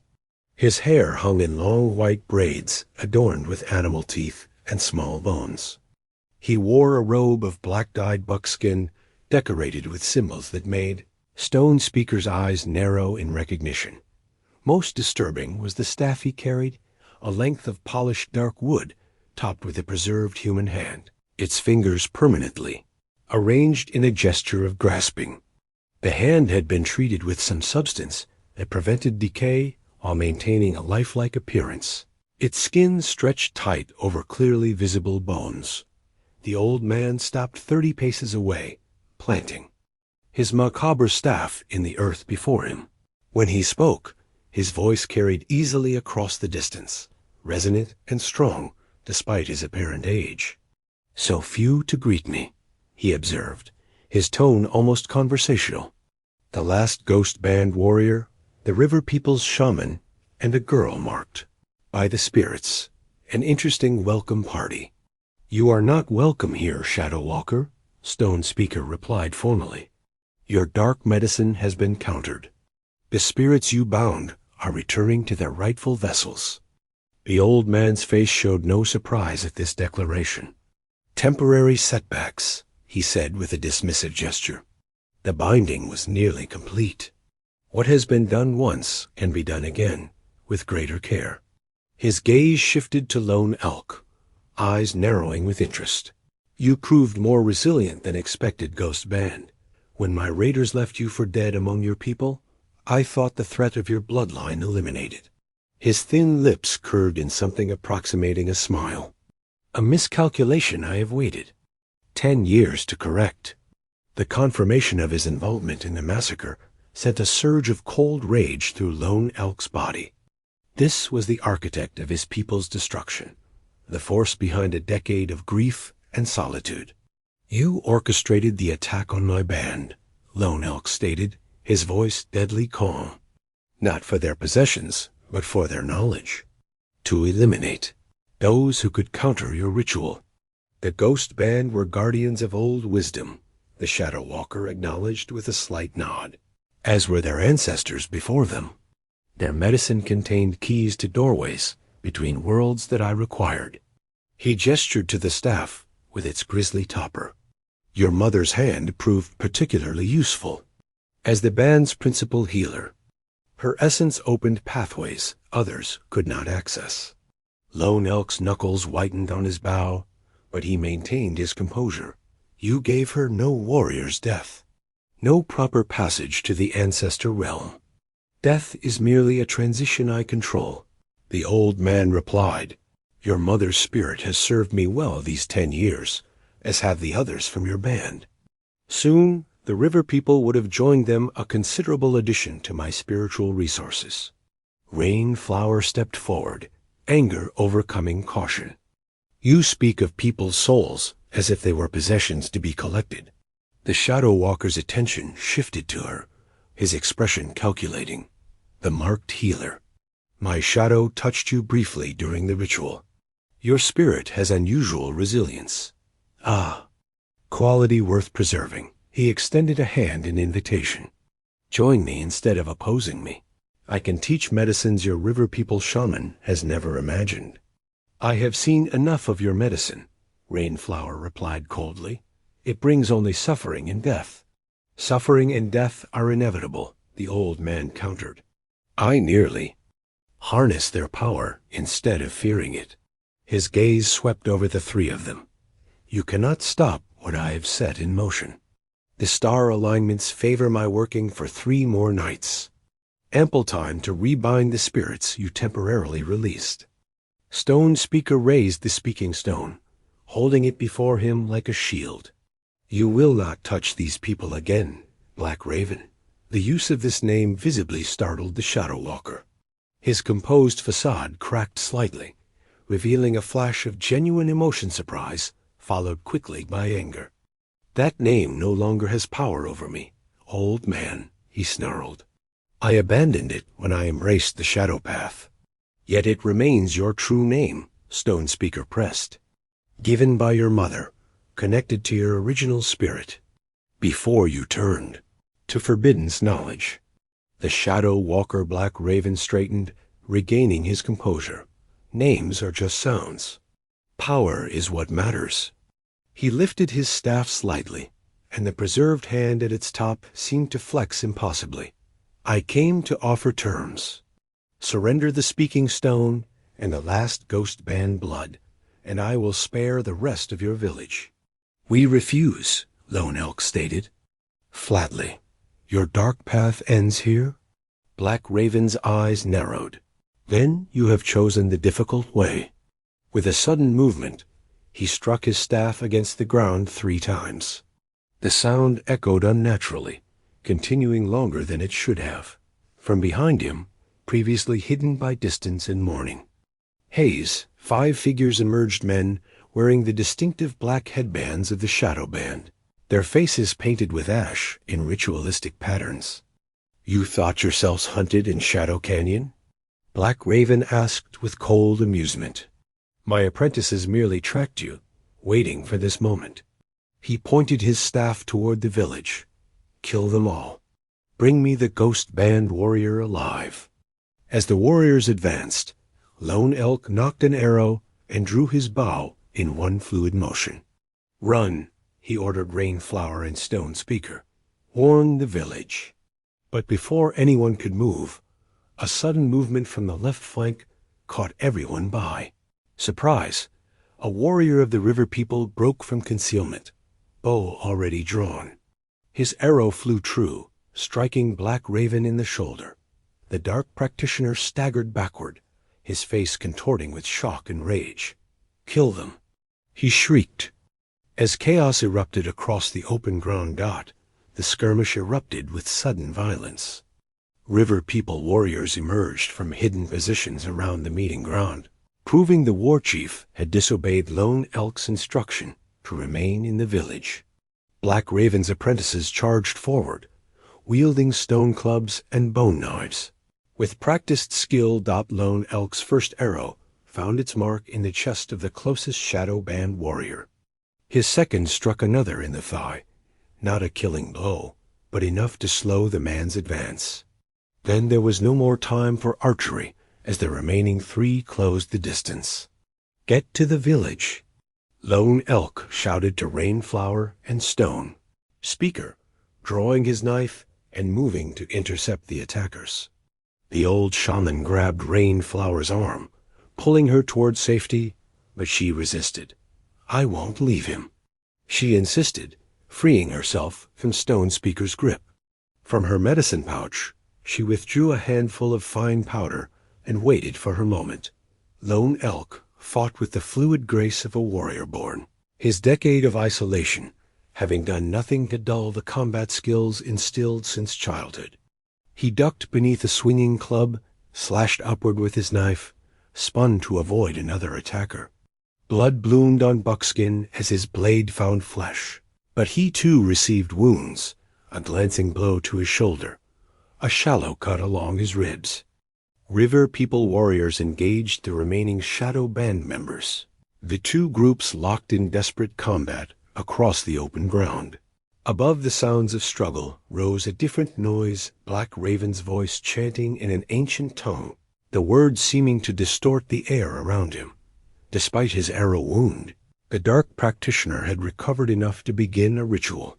He raised his grotesque staff, the preserved hand at its top beginning to glow with an unnatural light. The earth beneath their feet trembled slightly, and the morning sky darkened as if heavy clouds had suddenly gathered. Stone Speaker recognized the danger immediately. He summoned spirit forces, the old shaman warned. We must stop the chant. Before it completes, Rainflower seized her opportunity. As one of the shadow band warriors broke through the fighting to approach Lone Elk from behind, she threw her powder directly into the man's face. He screamed, clawing at his eyes, momentarily blinded by the mixture of irritating herbs. Lone Elk dispatched his current opponent with a decisive thrust, then turned to face the new threat. Seeing the blinded warrior stumbling about, he quickly understood Rainflower's intervention and finished the man with a swift, clean strike. Their eyes met across the battlefield, his filled with both gratitude and frustration at her refusal to retreat to safety, hers unwavering in her commitment to stand with him.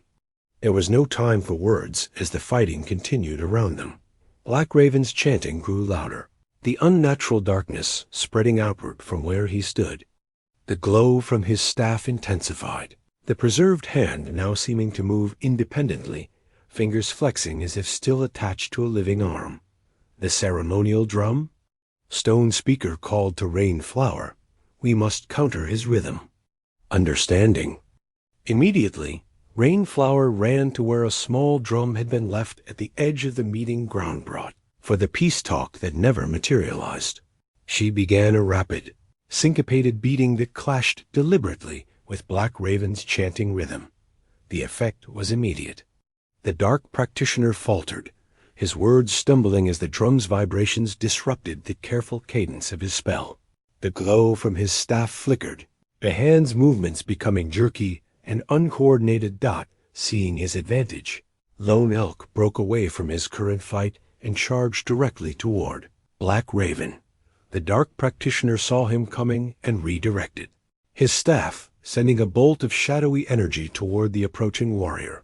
Lone Elk dove aside, the dark energy scorching the earth where he had stood a moment before. He rolled to his feet and continued his advance, more cautiously now, aware of the staff's ranged power. Stone Speaker joined Rainflower at the drum, adding his voice in a counter-chant that further disrupted Black Raven's ritual. The old shaman held the speaking stone before him, and it began to glow in response to his words, its light a warm counterpoint to the sickly illumination of the staff. Frustrated by the interference, Black Raven abandoned his complex ritual for a more direct approach. He pointed his staff at Rainflower and Stone Speaker, focusing his malevolent will. Silence them. He commanded the remaining shadow band warriors. Two apprentices broke away from their river, people opponents, and rushed toward the drummers. Lone Elk, seeing the new threat, changed direction to intercept them. He reached the first attacker from behind, his knife finding the gap between shoulder blades with deadly precision. The second shadow band warrior reached Stone Speaker, swinging a stone club at the old shaman's head. Stone Speaker ducked with surprising agility for his age, but stumbled and fell. Before the warrior could strike again, Rainflower threw herself between them, still clutching the drum. No. Lone Elk shouted, too far away to intervene, as the club descended toward Rainflower's unprotected head. In that moment, Rainflower raised the drum as her only shield. The club struck it with tremendous force, shattering the drum frame, but absorbing the blow that would have killed her. The impact still knocked her backward into Stone Speaker, both falling in a tangle of limbs. Lone Elk reached the shadow band warrior before he could attack again, his rage lending him speed and strength beyond normal human limits. His knife found the man's throat, ending the threat in a spray of crimson. A cry of anguish drew everyone's attention. On the far side of the battlefield, Black Raven stood with his staff raised high, his remaining apprentice dead at his feet, sacrificed by his own master's hand. The dark practitioner had opened the man's chest with a ceremonial blade, blood flowing freely into the dry earth. Blood powers the greatest medicine, Black Raven's voice carried across the suddenly quiet battlefield, even the blood of allies when necessity demands. The sacrifice had immediate effect. The staff's glow intensified tenfold, the preserved hand fully animated now, reaching toward the sky with grasping fingers.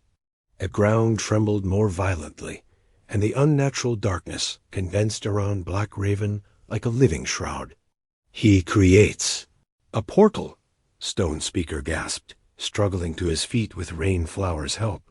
"A doorway to escape through the shadow realm." Lone Elk, understanding the Dark Practitioner must not be allowed to escape, charged forward in a final desperate attack. Black Raven saw him coming and smiled a terrible, triumphant expression. The staff swung down to point directly at Lone Elk's heart. "Join your mother in my service," Black Raven intoned as shadow energy gathered at the staff's tip, ready to strike. Time seemed to slow as shadow energy gathered at the tip of Black Raven's staff, a writhing darkness poised to strike. Lone Elk continued his charge, knowing he couldn't evade but refusing to surrender. If this was his end, he would meet it as a warrior of the Ghost Band facing his enemy, not fleeing Dot in that suspended moment. Rainflower's voice cut through the unnatural silence, not speaking, but singing a healing song of such pure tone that it seemed to physically part the shadows gathering around Black Raven. The Dark Practitioner flinched, his concentration broken just as he released the deadly energy. The shadow bolt went wide, missing Lone Elk by inches. Taking advantage of the momentary disruption, Lone Elk closed the final distance and tackled Black Raven to the ground. The impact sent the staff flying from the old man's grasp, landing several paces away with the preserved hand still glowing and twitching. They grappled in the dust. Lone Elk's youth and strength matched against Black Raven's desperate cunning and surprising vigor. The Dark Practitioner fought with unnatural power, his thin frame belying the force behind his blows. He chanted broken phrases between gasps for breath, each word causing Lone Elk's skin to burn where they touched. "Your mother's spirit will watch you die," Black Raven taunted, his fingers clawing for Lone Elk's throat. "Then you will ... join her in eternal service." Lone Elk slammed the older man's head against the hard ground, momentarily stunning him. "My mother's spirit walks the star path," he growled. "Your lies cannot touch her now." Breaking free of the grapple, Lone Elk rolled toward his fallen knife. Black Raven recovered quickly, scrambling toward his staff with desperate intensity. Both men reached their weapons simultaneously. Across the battlefield, Stone Speaker had retrieved the speaking. Stone, holding it high as he chanted counter-medicine to weaken Black Raven's power. Rainflower continued her healing song, moving cautiously closer to the confrontation, her voice providing strength to Lone Elk and disruption to the Dark Practitioner's magic. Black Raven regained his staff and immediately swung it in a wide arc, creating a barrier of shadow energy between himself and his attackers. Behind this barrier, he began a new incantation, his words coming faster now, edged with desperation. "He still attempts to open a portal," Stone Speaker warned. "If he escapes to the Shadow Realm, he can return stronger at a time of his choosing." Lone Elk searched for a way through the shadow barrier, testing its edges with his knife, only to have the blade pass through harmlessly while his hand was repelled. Physical weapons could not penetrate this spiritual defense. "The bow," Rainflower called, pointing to Lone Elk's fallen weapon nearby. "Use your father's bow." Understanding flashed between them. The bow had belonged to Strongbow, Lone Elk's father and the Ghost Band's previous war leader. It carried generations of spiritual connection, consecrated in rituals throughout its creation, and used. Lone Elk retrieved the bow and his last arrow. Behind the shadow barrier, Black Raven's chanting reached a crescendo, the air around him beginning to ripple like heat waves above summer stone. The portal was forming. "It must be empowered," Stone Speaker called urgently. "The arrow needs the combined medicine."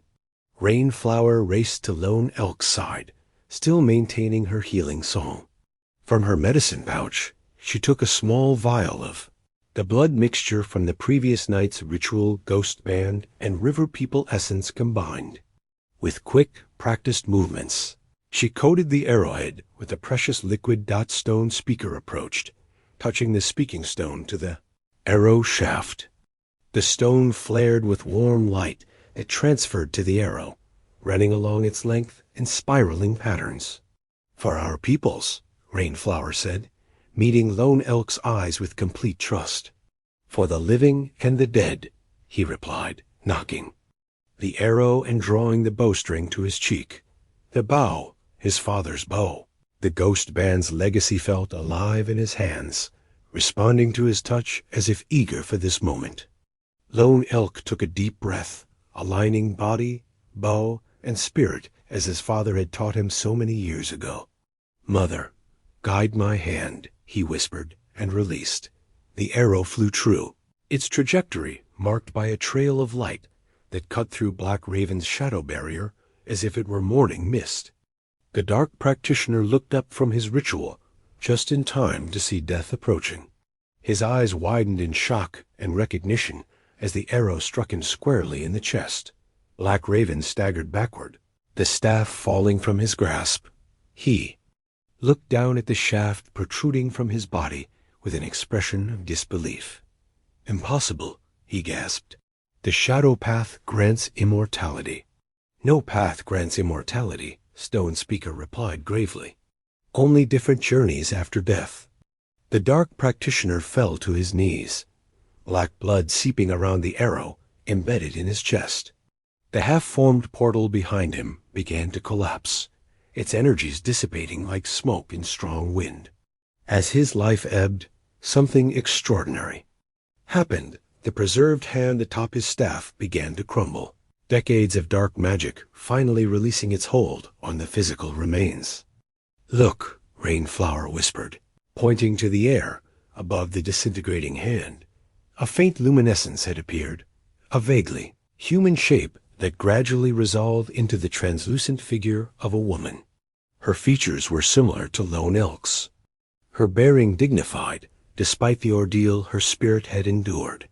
She looked directly at her son, a smile of recognition and peace transforming her ethereal face.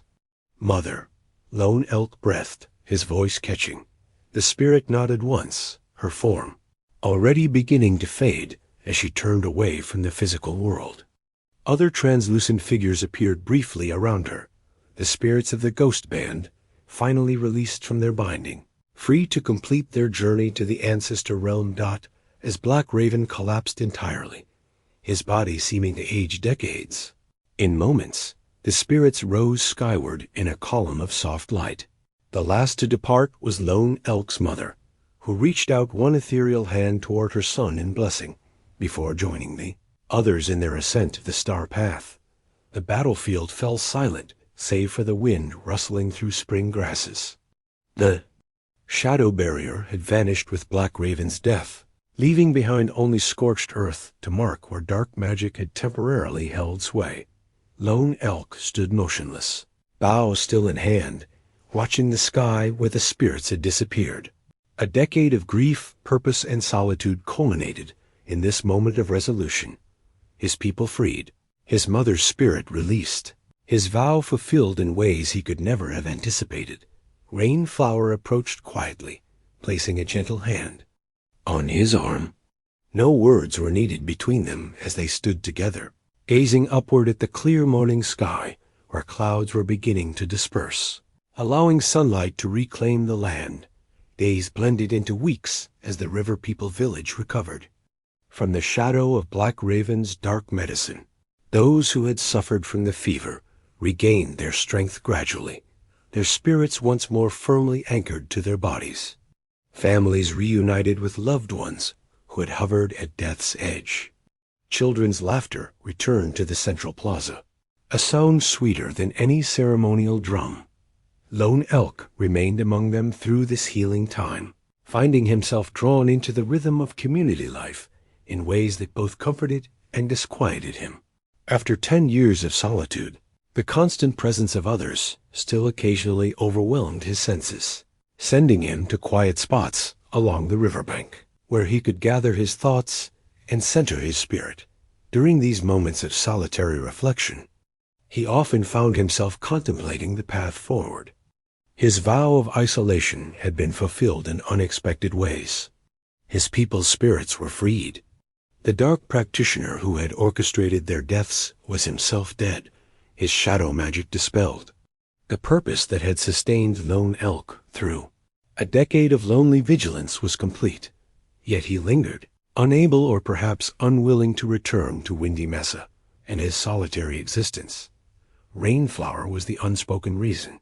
In the aftermath of battle, their connection had deepened beyond words. They worked together daily, combining their healing knowledge to treat those still recovering from the fever's effects. Their hands would brush while preparing medicines, their eyes meet across fire-lit gatherings, their conversations extend long into evening hours. Neither spoke directly of what grew between them, as if naming it might somehow break its delicate formation.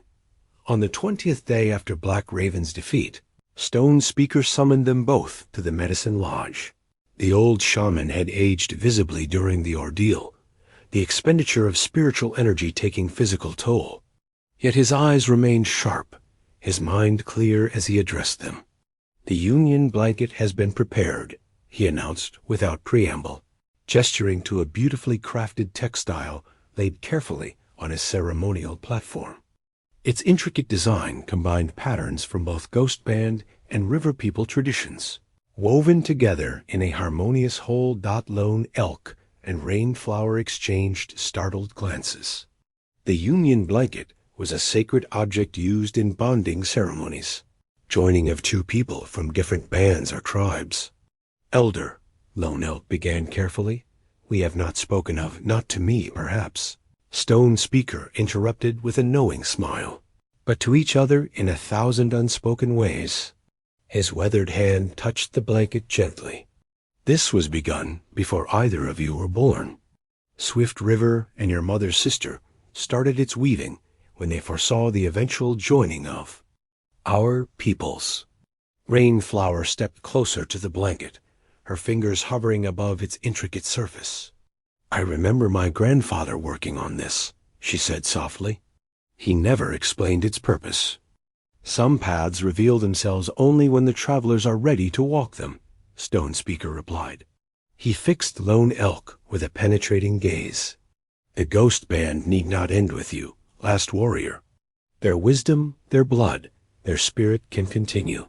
The implication hung in the air between them, neither uncomfortable nor unwelcome, simply unnamed until this moment.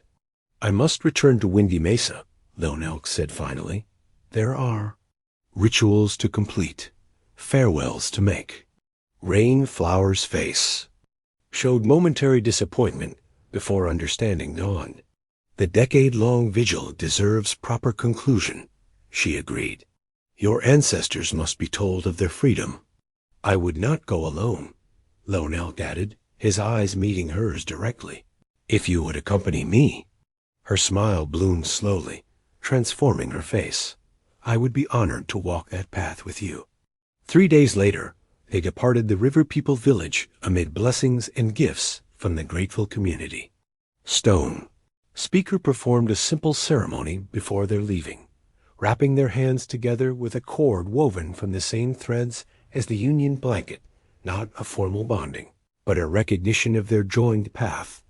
The journey to Windy Mesa took 4 days, following the now familiar route through Shadow Canyon. The sacred places they had encountered on their first journey seemed changed, peaceful rather than challenging, as if acknowledging the balance they had restored to the spiritual landscape. When they crested the final rise and Lone Elk's dwelling came into view, the bone wind chimes rattled in welcome, though no breeze stirred the air. Rainflower noticed, but made no comment, respecting the ghost band spirits that still maintained connection to this place. Lone Elk performed the farewell rituals, methodically cleansing the dwelling, offering thanks to the Mesa spirits, gathering the few possessions that held true meaning. The rest he left as offerings, acknowledging that this chapter of his life was complete. On their final evening atop Windy Mesa, they sat together watching sunset paint the distant mountains in shades. of gold and purple. The union blanket wrapped around their shoulders against the growing chill. They spoke of possibilities, a new dwelling that would combine elements of both their traditions, children who would carry forward the medicine knowledge of two peoples, journeys to share their combined healing with other bands. As stars appeared in the darkening sky, Lone Elk reached for Rainflower's hand. 10 years I lived with ghosts, he said quietly, bound by grief and memory as surely as my people were bound by dark medicine. And now? She asked, her fingers interlacing with his. Now I choose life, he replied simply. I honor my dead by how I live, not by how I separate myself from living. Rainflower's smile in the starlight was answer enough. Tomorrow they would descend the mesa together, returning to her people who were gradually becoming his people as well. The bone wind chimes would continue their rattling conversation with the spirits, but Lone Elk, last warrior of the ghost band, keeper of their medicine ways, would carry their legacy forward in flesh and blood rather than solitary remembrance. The Apache warrior who had lived alone for 10 years had found, in the young woman who knelt at his door, not just healing for a village, but healing for his own wounded spirit, and a future neither could have imagined when their journey began.